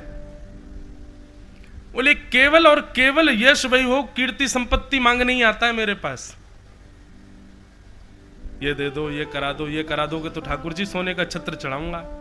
वह ठाकुर जी को ही लोभ दे देते हैं कई लोग, हे जगदम्बा मैया मेरा जे काम हो गया तो मैं ऐसा करूंगा। मैया कहते नहीं करूंगी तो नहीं करोगे, सोने का छत्र चढ़ाएंगे, सवा मन लड्डू का भोग लगाएंगे, इतना दूध चढ़ाएंगे, ये करेंगे।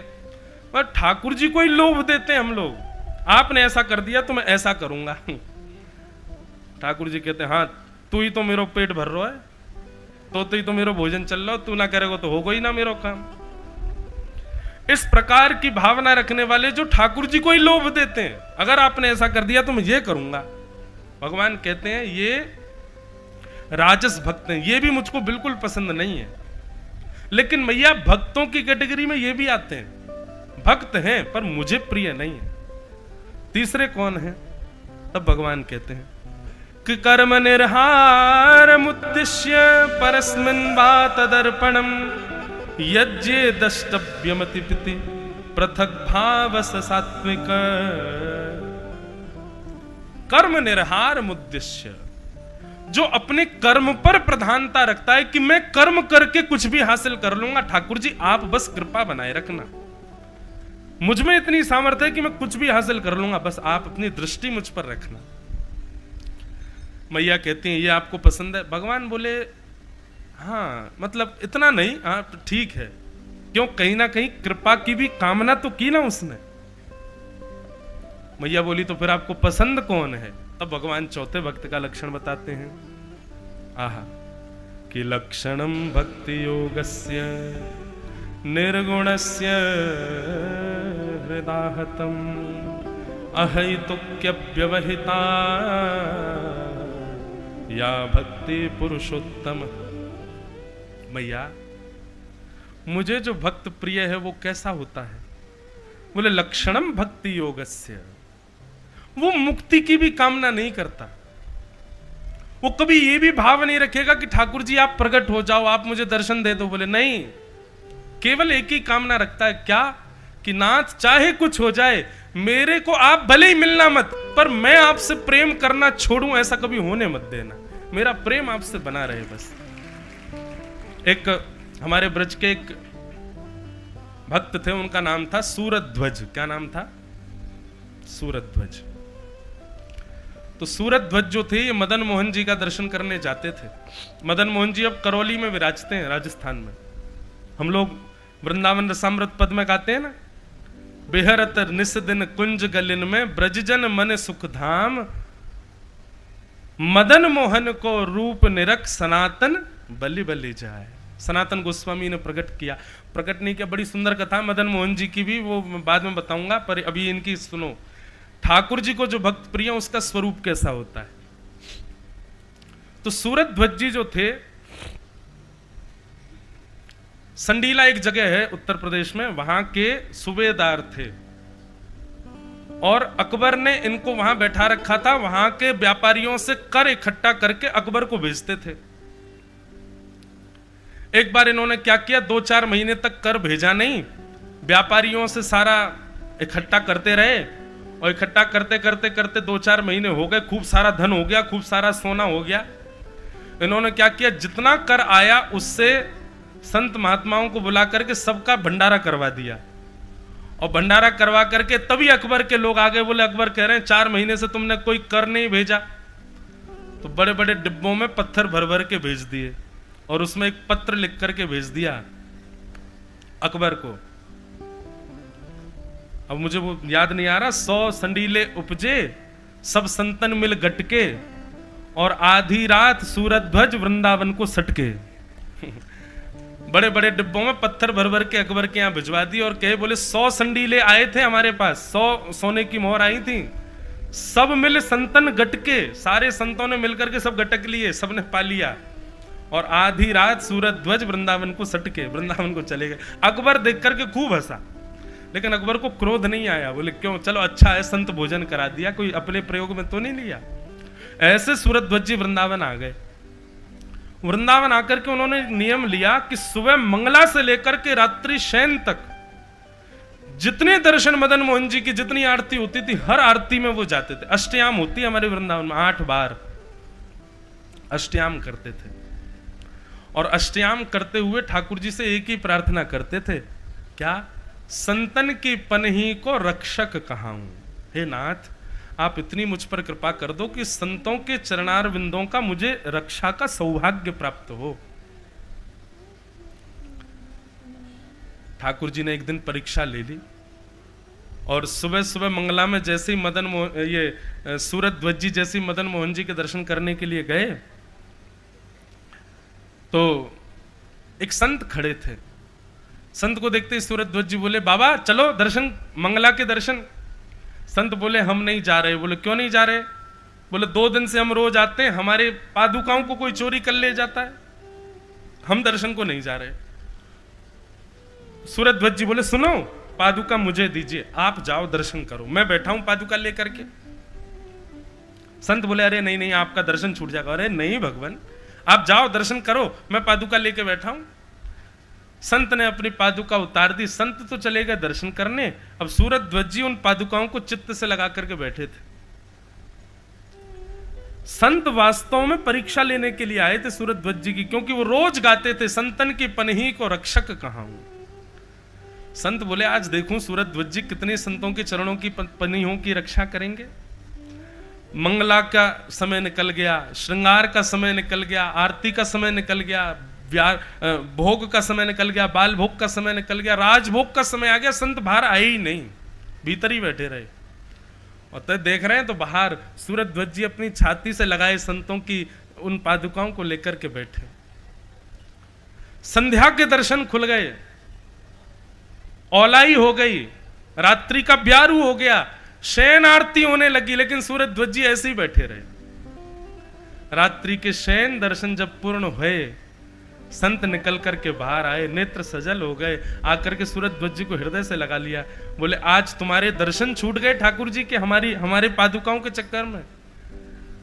सूरज ध्वज जी बोले, नहीं भगवान, मैंने जितने दिन मदन मोहन जी के दर्शन किए, मैंने वरदान ही यही मांगा था कि हे ठाकुर जी, आप मुझे स्वीकार कर चुके हो, इसका प्रमाण मुझे इस रूप में देना कि किसी दिन किसी संत के पादुकाओं की रक्षा का अवसर मुझको देना।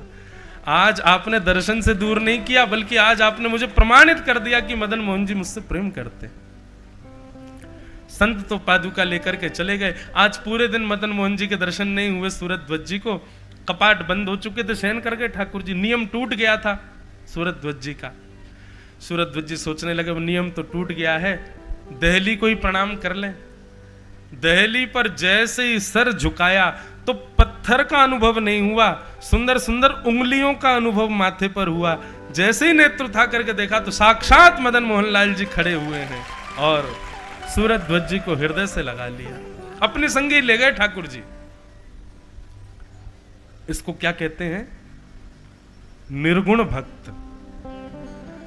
हमारा अगर कोई व्रत है, हमारा कोई नियम है और किसी वजह से यदि टूट जाए, हम 5 दिन तक उसको सोने नहीं देते। तेरी वजह से टूट गया मेरा नियम, तैने मेरा व्रत तोड़वा दिया, तैने महाकाल नहीं जाने दिया, तुम्हारी वजह से ओमकारेश्वर के दर्शन नहीं हुए, तुम्हारी वजह से यूं हो गया। हम बात बात पर उसको कोसते ही रहते हैं, पर नहीं, हर स्थिति को भगवत कृपा मान करके सहे, केवल चित्त में मुझे बिठा करके जो निर्गुण भाव से रहे, भैया वो मुझे सबसे ज्यादा प्रिय है।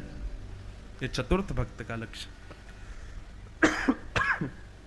अब ये निर्गुण भक्त पे तो बहुत सारी कथाएं आ जाएंगी याद, सब सुनाऊंगा, कृष्ण जन्म भी करना है, पर निर्गुणता लाभ।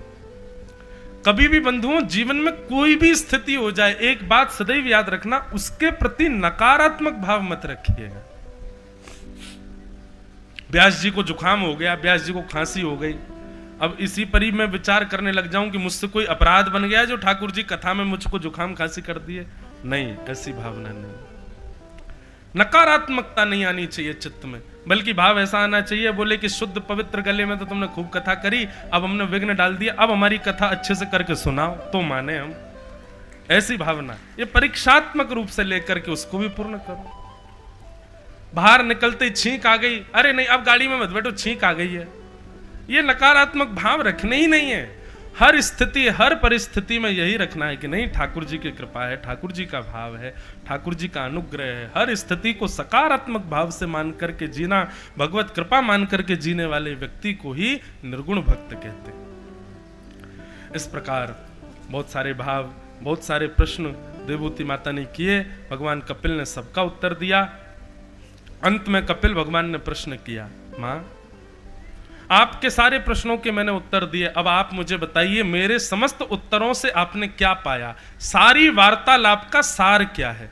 तब देवभूति माता कहती हैं कि अहो वत स्वपचो तो गरीयान यज्जिह्व अग्रे वर्तते नाम तुभ्यम ते पुस्तपस्ते जुहुवुष्वश्निरार्या ब्रह्मानुचूर्णाम गृणन्ति एते। देवभूति माता कहती हैं कि भगवान यदि कोई स्वपच व्यक्ति हो, स्वपच मतलब मांस खाने वाला, कोई स्वपच व्यक्ति हो, कितना भी पापी, कितना भी घनघोर दुष्कर्म करने वाला व्यक्ति हो, उसने आधे से ज्यादा जीवन भी यदि दुष्कर्म करके व्यतीत कर दिया हो, परंतु चेतना आने पर वो तुरंत सारे दुष्कर्मों का त्याग करके आपके नाम का आश्रय ले ले, तो चंद बचे हुए जीवन में भी आपके नाम के आश्रय से वो आपकी प्राप्ति कर लेगा। ये मैंने पाया है। समझ में आई बात? नहीं आई। किसी व्यक्ति ने अपना पूरा जीवन व्यभिचार में निकाल दिया, किसी व्यक्ति ने पूरा जीवन मांस भक्षण मदिरा सेवन आदि आदि दूषित कामों में निकाल दिया, लेकिन एक दिन उसको चेतना आ गई और उसने सब त्याग करके ठाकुर जी के नाम का आश्रय ले लिया, तो बचे हुए शेष जीवन में यदि वो नाम का परिपूर्ण आश्रय ले लेगा तो पूर्व के किए गए पापों को नष्ट करके वो नाम उस व्यक्ति को भगवत धाम की प्राप्ति करा देगा। ये आपके नाम की सामर्थ्य है भगवान। एक बहुत सुंदर भाव, नाम का आश्रय लेने वाले सब निकल गए। कोई पीवे संत सुजान नाम रस मीठा रे। बहुत सुंदर भाव, सब लोग गाओ। कोई पीवे, एफ लो।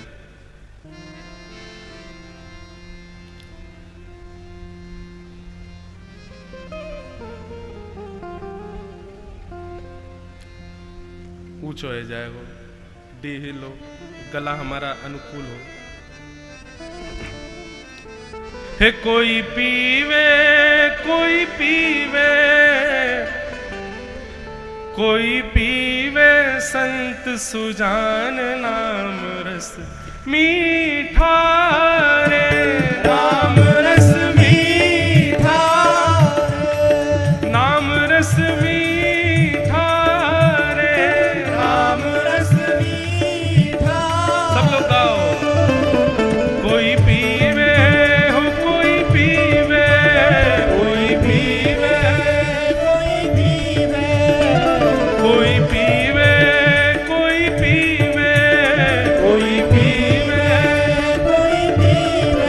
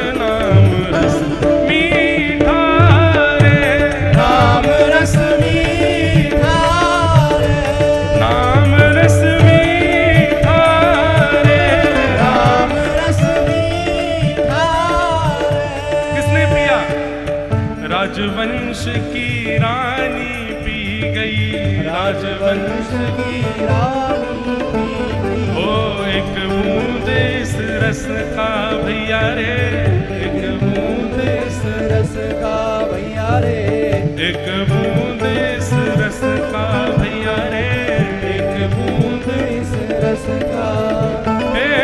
आधी रात महल तल चल दी, आधी रात महल तज चल दी, आधी रात महल तज चल दी, आज रात महल तज चल दी। ओ रहा न मन वापस का भैया रे, रहा न मन वापस का भैया रे, रहा न मन वापस का भैया रे, रहा न मन वापस का। ओ गिरधर की दीवानी मीरा, गिरधर की दीवानी मीरा, हाँ गिरधर की दीवानी मीरा, गिरधर की दीवानी मीरा। ओ ध्यान छूटा यश का भैया रे, ध्यान छूटा यश का भैया रे, ध्यान छूटा यश का भैया रे, ध्यान छोटा यश का। ओ वन वन डोले श्याम दीवानी, वन वन डोले श्याम दीवानी, वन वन डोले श्याम दीवानी, वन वन वन वन डोले श्याम दीवानी। ओ लाग्यो नाम का चस्का, नाम रस मीठा रे, नाम रस मीठा रे, नाम रस मीठा रे, नाम रस मीठा रे। कोई पीवे ओ कोई पीवे, कोई पीवे, कोई पीवे, कोई पीवे हाँ कोई पीवे, पीवे, कोई पीवे। कोई पीवे संत सुजान नाम रस मीठा रे, नाम रस मीठा रे, नाम रस मीठा रे, नाम रस मीठा। बोल राधा रमण लाल की।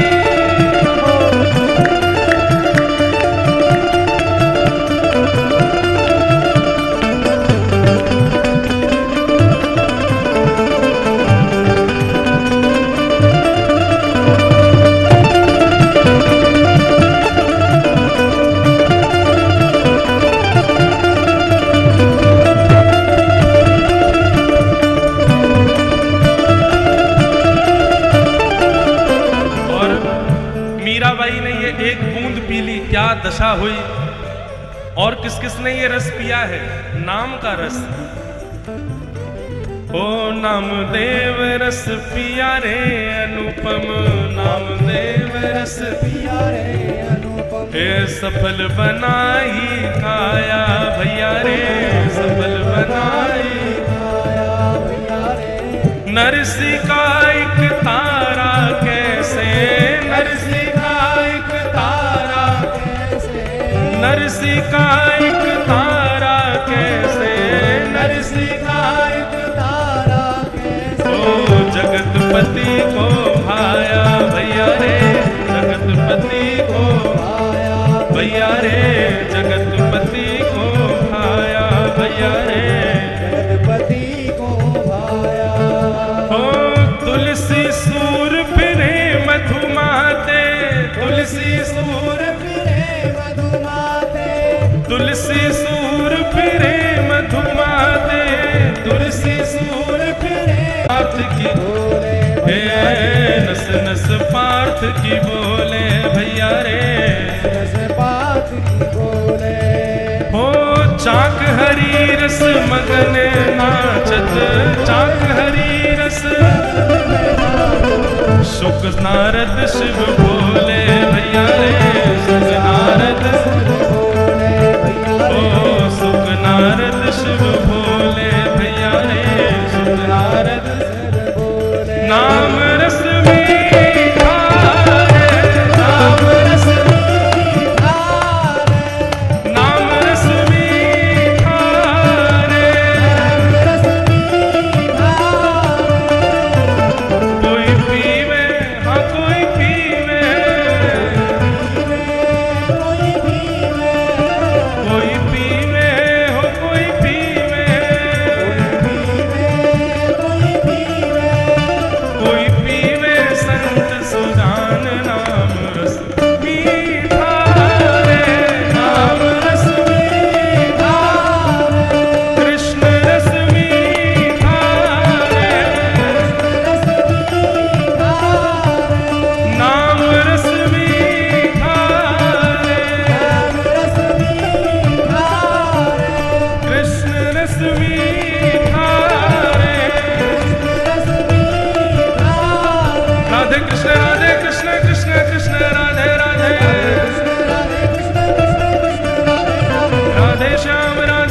श्याम श्याम श्याम राधे राधे राधे श्याम श्याम श्याम राधे कृष्ण कृष्ण कृष्ण राधे राधे राधे राधे राधे श्याम श्याम श्याम राधे राधे श्याम श्याम नाम रस मीठा रे नाम रस मीठा कृष्ण रस मीठा रे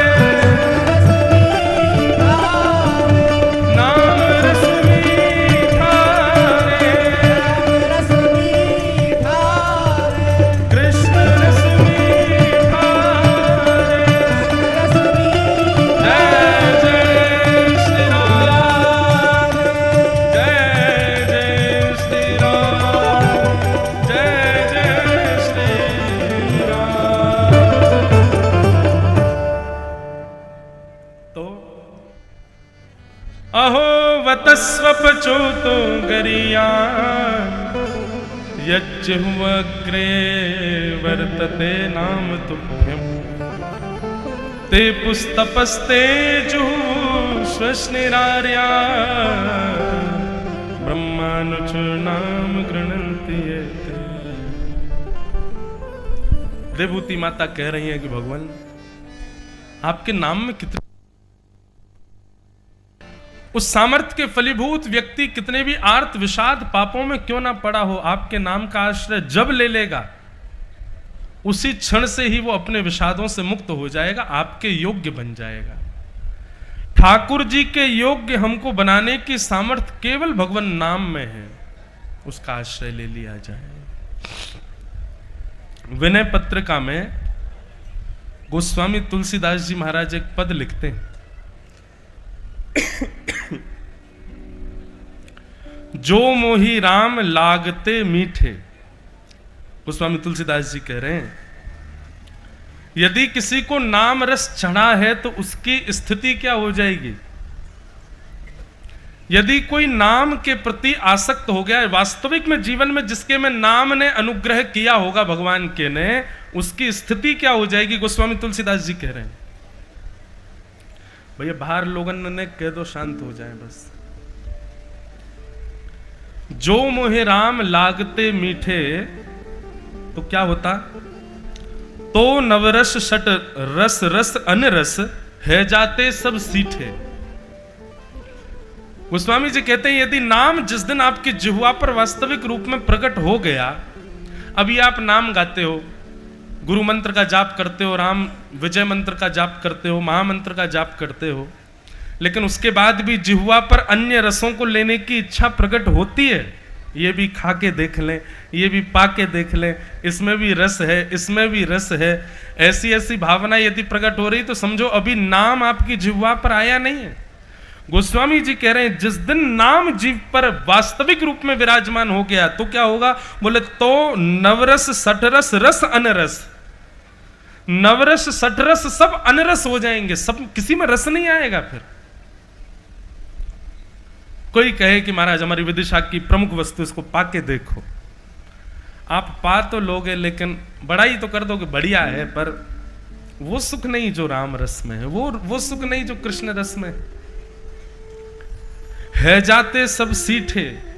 और गोस्वामी जी क्या कहते हैं, जिस दिन नाम जीव पर विराजमान हो गया, आप विराजमान कर रहे हो तब तक आपको अन्य रसों में सुख मिल सकता है, लेकिन जिस दिन नाम स्वयं विराजमान हो गया उस दिन की स्थिति यह है, वंचक विषय विविध तनुधारी अनुभवे सुने और डीठे। विषय और वस्तुओं की वार्ताएं सुनने में, आज गीता में भगवान कहते हैं हमारे चित्त में पाप प्रवेश कहां से करता है, जब आप विषय का चिंतन करते हो। लेकिन नाम यदि आपकी जीभ पर विराजमान हो जाएगा तो विषय सामने वाला बोलेगा लेकिन उसका चिंतन आपके अंदर नहीं आ सकता। कोई कितना भी भद्दा प्रदर्शन आपके सामने मुख से कर दे लेकिन आपके चित्त में वो छवि नहीं बना सकता। अभी क्या होता है, विषय का भाव सुनते ही तुरंत चित्र दूषित हमारे चित्त में आ जाता है। गोस्वामी जी कहते हैं जिस दिन नाम जीभ पर विराज जाएगा, कोई कितना भी विषय सुनाता रहे, आपके मन में वो प्रकट नहीं हो सकता। यह जानत हो हृदय आपने, सपने न अघाई उबीठे। जिस दिन नाम जिह्वा पर विराजमान हो जाएगा, हृदय में विषय आना तो बहुत दूर की बात, स्वप्न में भी विषय का चिंतन नहीं होगा। यदि अभी आप नाम का आश्रय लेके बैठे हैं, स्वप्न में, हृदय में आदि आदि भावों में विषय चिंतन हो रहा है, तो नाम अभी विराजमान नहीं हुआ। तुलसीदास प्रभु सो एक ही बल, वचन कहत अति डीठे। नाम की लाज राम करुणा कर, कहीं न दिए कर चिठे। जो मोहि राम लागते मीठे।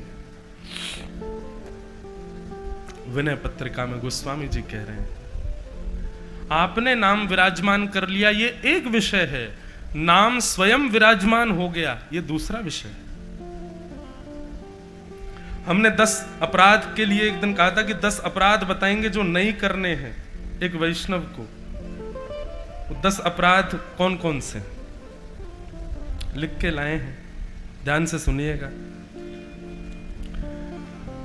आप तिलक लगाते हैं, सेवा करते हैं, परंतु इन 10 में से कोई भी अपराध आपसे बनता है तो कहीं ना कहीं आप भगवत प्राप्ति से वंचित रह जाओगे। सबसे पहला,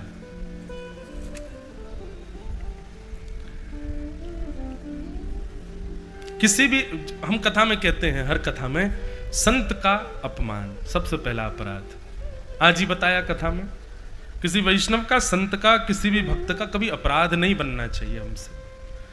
अपराध का मतलब, मैंने इस पर भी विशेष ध्यान दिया, दलवाया था आपका, कि आप किसी के सामने जाकर के उसका अपराध करो तो ये अपराध लगेगा, नहीं। वो व्यक्ति उठ के चला गया और आप मन में सोच रहे हो, बोले यार ये लगता तो पाखंडी सा है, यह भी एक मानसिक अपराध है। मानसिक भी नहीं होना चाहिए। तो सबसे पहला अपराध, किसी भी वैष्णव का, संत का, भेषधारी का आप अपने मन से आंकलन मत करो कि श्रेष्ठ है कि अश्रेष्ठ है। दूसरा अपराध, शिव में और हरि में द्वेष मानना, बैर मानना। हरि अलग हैं, राम अलग हैं, कृष्ण अलग हैं और शिव अलग है, नहीं। ये बात निश्चित याद रख लीजिएगा कि आप राम भक्त हैं, कृष्ण भक्त हैं, और उस भक्ति में अगर आप पुष्ट होना चाहते हो तो आपको शिव की आराधना करनी पड़ेगी। शिव आराधन से ही वो पुष्टता प्राप्त होगी। तीसरा अपराध, गुरु की आज्ञा की अवहेलना।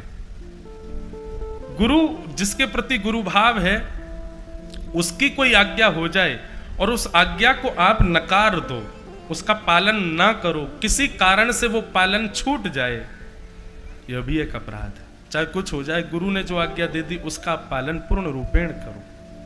ये तीसरा अपराध है। चौथा अपराध क्या है? वेदों की और शास्त्रों की बात को अनसुना कर देना। कोई कह दे कि भैया ऐसा मत करो, शास्त्रों में इसके लिए मना किया गया, बोले ऐसे ही बोलते रहते हैं, शास्त्रों में तो जाने क्या क्या लिखा है, आप हमें मत समझाओ, वो करने लग जाओ उस कार्य को, यह भी एक अपराध है। वेदों के शास्त्रों की बातों को अनसुना करना, ये चौथा अपराध है। पांचवा अपराध क्या है? अर्थवाद की कल्पना। अर्थवाद किसको कहते हैं? व्यास जी कोई बात कह दें तो उसके प्रति ऐसा भाव रखना, अपने आप बड़ा चढ़ा के बोल देते हैं, ऐसा कुछ है नहीं है अपने आप ही बना बना के बोल देते हैं मंच पे से। अर्थवाद करना, अर्थ के ऊपर विवाद रख करना, अर्थवाद, यह भी एक अपराध है। व्यास मंच से व्यास जी ने जो कहा है वो उचित ही है, ऐसा विश्वास रखना, अर्थवाद ना करना, यह अपराध पांचवा। छठवां अपराध क्या है? नाम के बल पर पाप करना। पी लो, कल नाम जप कर लेंगे, आज खा लो, मंगलवार को चोला चढ़ाएंगे, हनुमान जी माफ कर देंगे, कर लो सारे पाप कर लो, अभी गंगा दशहरा आ रही है, गंगा जी में नहाएंगे, सारे पाप धुल जाएंगे। ऐसे पुण्य तीर्थों के पुण्य के बल पर पाप करना। कल एकादशी है लेकिन मेरे परम प्रिय मित्र का जन्मदिन है, रेस्टोरेंट में खाने तो जाना है मुझे, क्या करूं? तो किसी से पूछ लेते हैं फोन करके, बोले कि भैया क्या करें, कल एकादशी पर हमारे कल किसी बहुत प्रिय का जन्मदिन है, वो पार्टी दे रहा, हमको खाना तो पड़ेगा, क्या करें? व्रत तो नहीं रख पाएंगे हम। कोई बात नहीं, प्रायश्चित कर लेना। ये प्रायश्चित के बदले अपने नियम का त्याग करना, यह भी एक अपराध है। कौन सा अपराध हुआ? ये छठवां अपराध है। नाम के बल पर, पुण्य भूमि के बल पर, पुण्य क्षेत्रों के बल पर, ये वाला नहीं है, ये वाला है, वो तो चल ही नहीं रहा है, ये वाला है, इसको नीचे कर दो बस। बोलो वृंदावन बिहारी लाल की। क्या बता रहा था मैं? क्या बता रहा था? है? हाँ, तो नाम के बल पर पाप करना या पुण्य भूमि के बल पर पाप कर लेना कि ठीक है प्रायश्चित्त तो कर ही लेंगे, इसका अभी कर देते हैं, क्या दिक्कत है।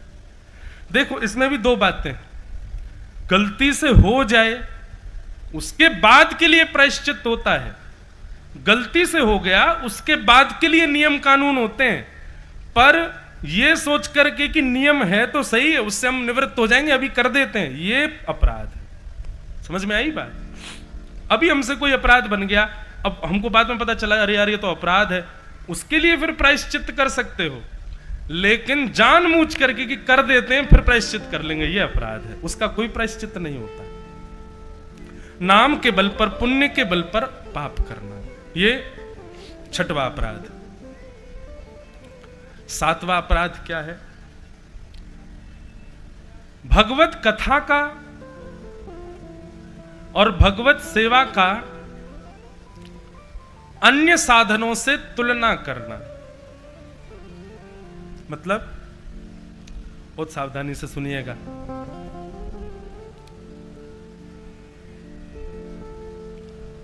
कथा सुनने को मिल रही है, लेकिन इतने में ही आकर के आपको कोई प्रलोभन दे दे दूसरे किसी अनुष्ठान के लिए, क्या कर रहे हो? बोले विदिशा में कथा सुनने। अरे अरे क्या तुम भी यार कथा वथा मत सुनो, यहाँ पे एक यज्ञ चल रहा है, एक अनुष्ठान चल रहा है, उसमें आ जाओ, उसमें ज्यादा पुण्य मिलेगा। इस प्रकार पुण्य के आकलन पर अनुष्ठानों को ऊंचा नीचा करना, यह भी एक अपराध है। वो पुण्य ज्यादा बड़ा है, वो कार्य ज्यादा बड़ा है, वो हमको करना है, ऐसा नहीं।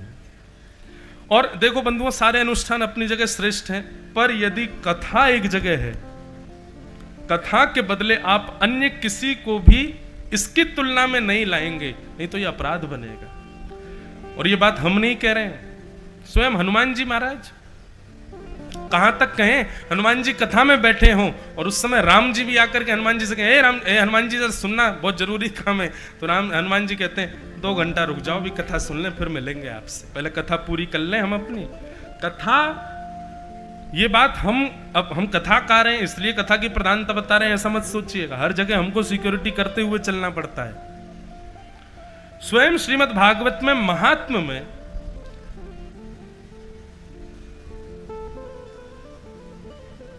जब 5 प्रकार के यज्ञ बताए, उनमें सबसे बड़ा यज्ञ बताया ज्ञान यज्ञ।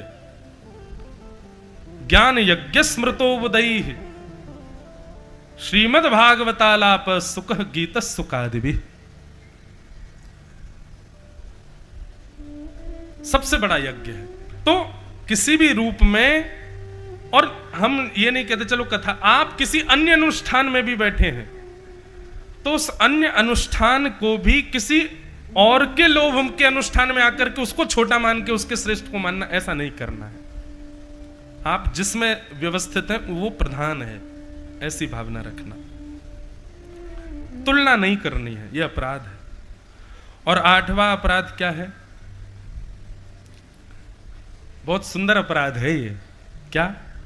हम कथा सुनते हैं, हम सेवा करते हैं, हम नाम जप करते हैं, हम संतों की सेवा करते हैं, परंतु हमने उनको गिनतीबद्ध कर रखा है कि इतना ही करना है, इससे बढ़ाना नहीं है, यह अपराध है।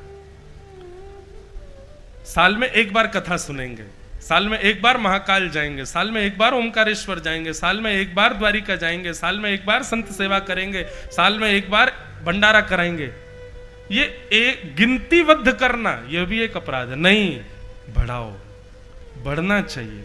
चाहे नाम जप हो, चाहे कथा श्रवण हो, चाहे व्रज गमन हो, चाहे महाकाल की सेवा हो, चाहे संत सेवा हो, इनमें वृद्धि हो, ऐसी भावना चित्त में आनी चाहिए। कई लोगों की देखा है मैंने जीवन, उनकी काउंटिंग होती है, एक बार हम वहां जाते हैं, साल में एक बार हम वहां जाते हैं, एक बार ये करते हैं, एक बार ये करते हैं, और फिर उसके अतिरिक्त अगर उनको अवसर मिले तो वो मना कर देते, नहीं हम कर चुके। नहीं, वृद्धि की भावना से, वर्धन की भावना से कोई भी नियम होना चाहिए कि वो बढ़े और बढ़े।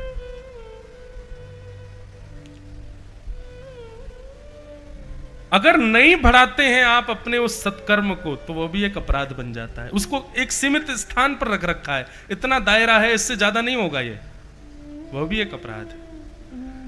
9वां अपराध क्या है? जो ठाकुर जी पर भरोसा नहीं करते, जो ठाकुर जी की अवहेलना करते हैं, जो ठाकुर जी की निंदा करते हैं, जो ठाकुर जी की कथा को व्यर्थ मानते हैं, ठाकुर जी के दर्शन को व्यर्थ मानते हैं, ऐसे भगवत विमुख लोगों के बीच में जबरदस्ती पकड़ करके उनको भगवत कथा सुनाना, यह भी एक अपराध है।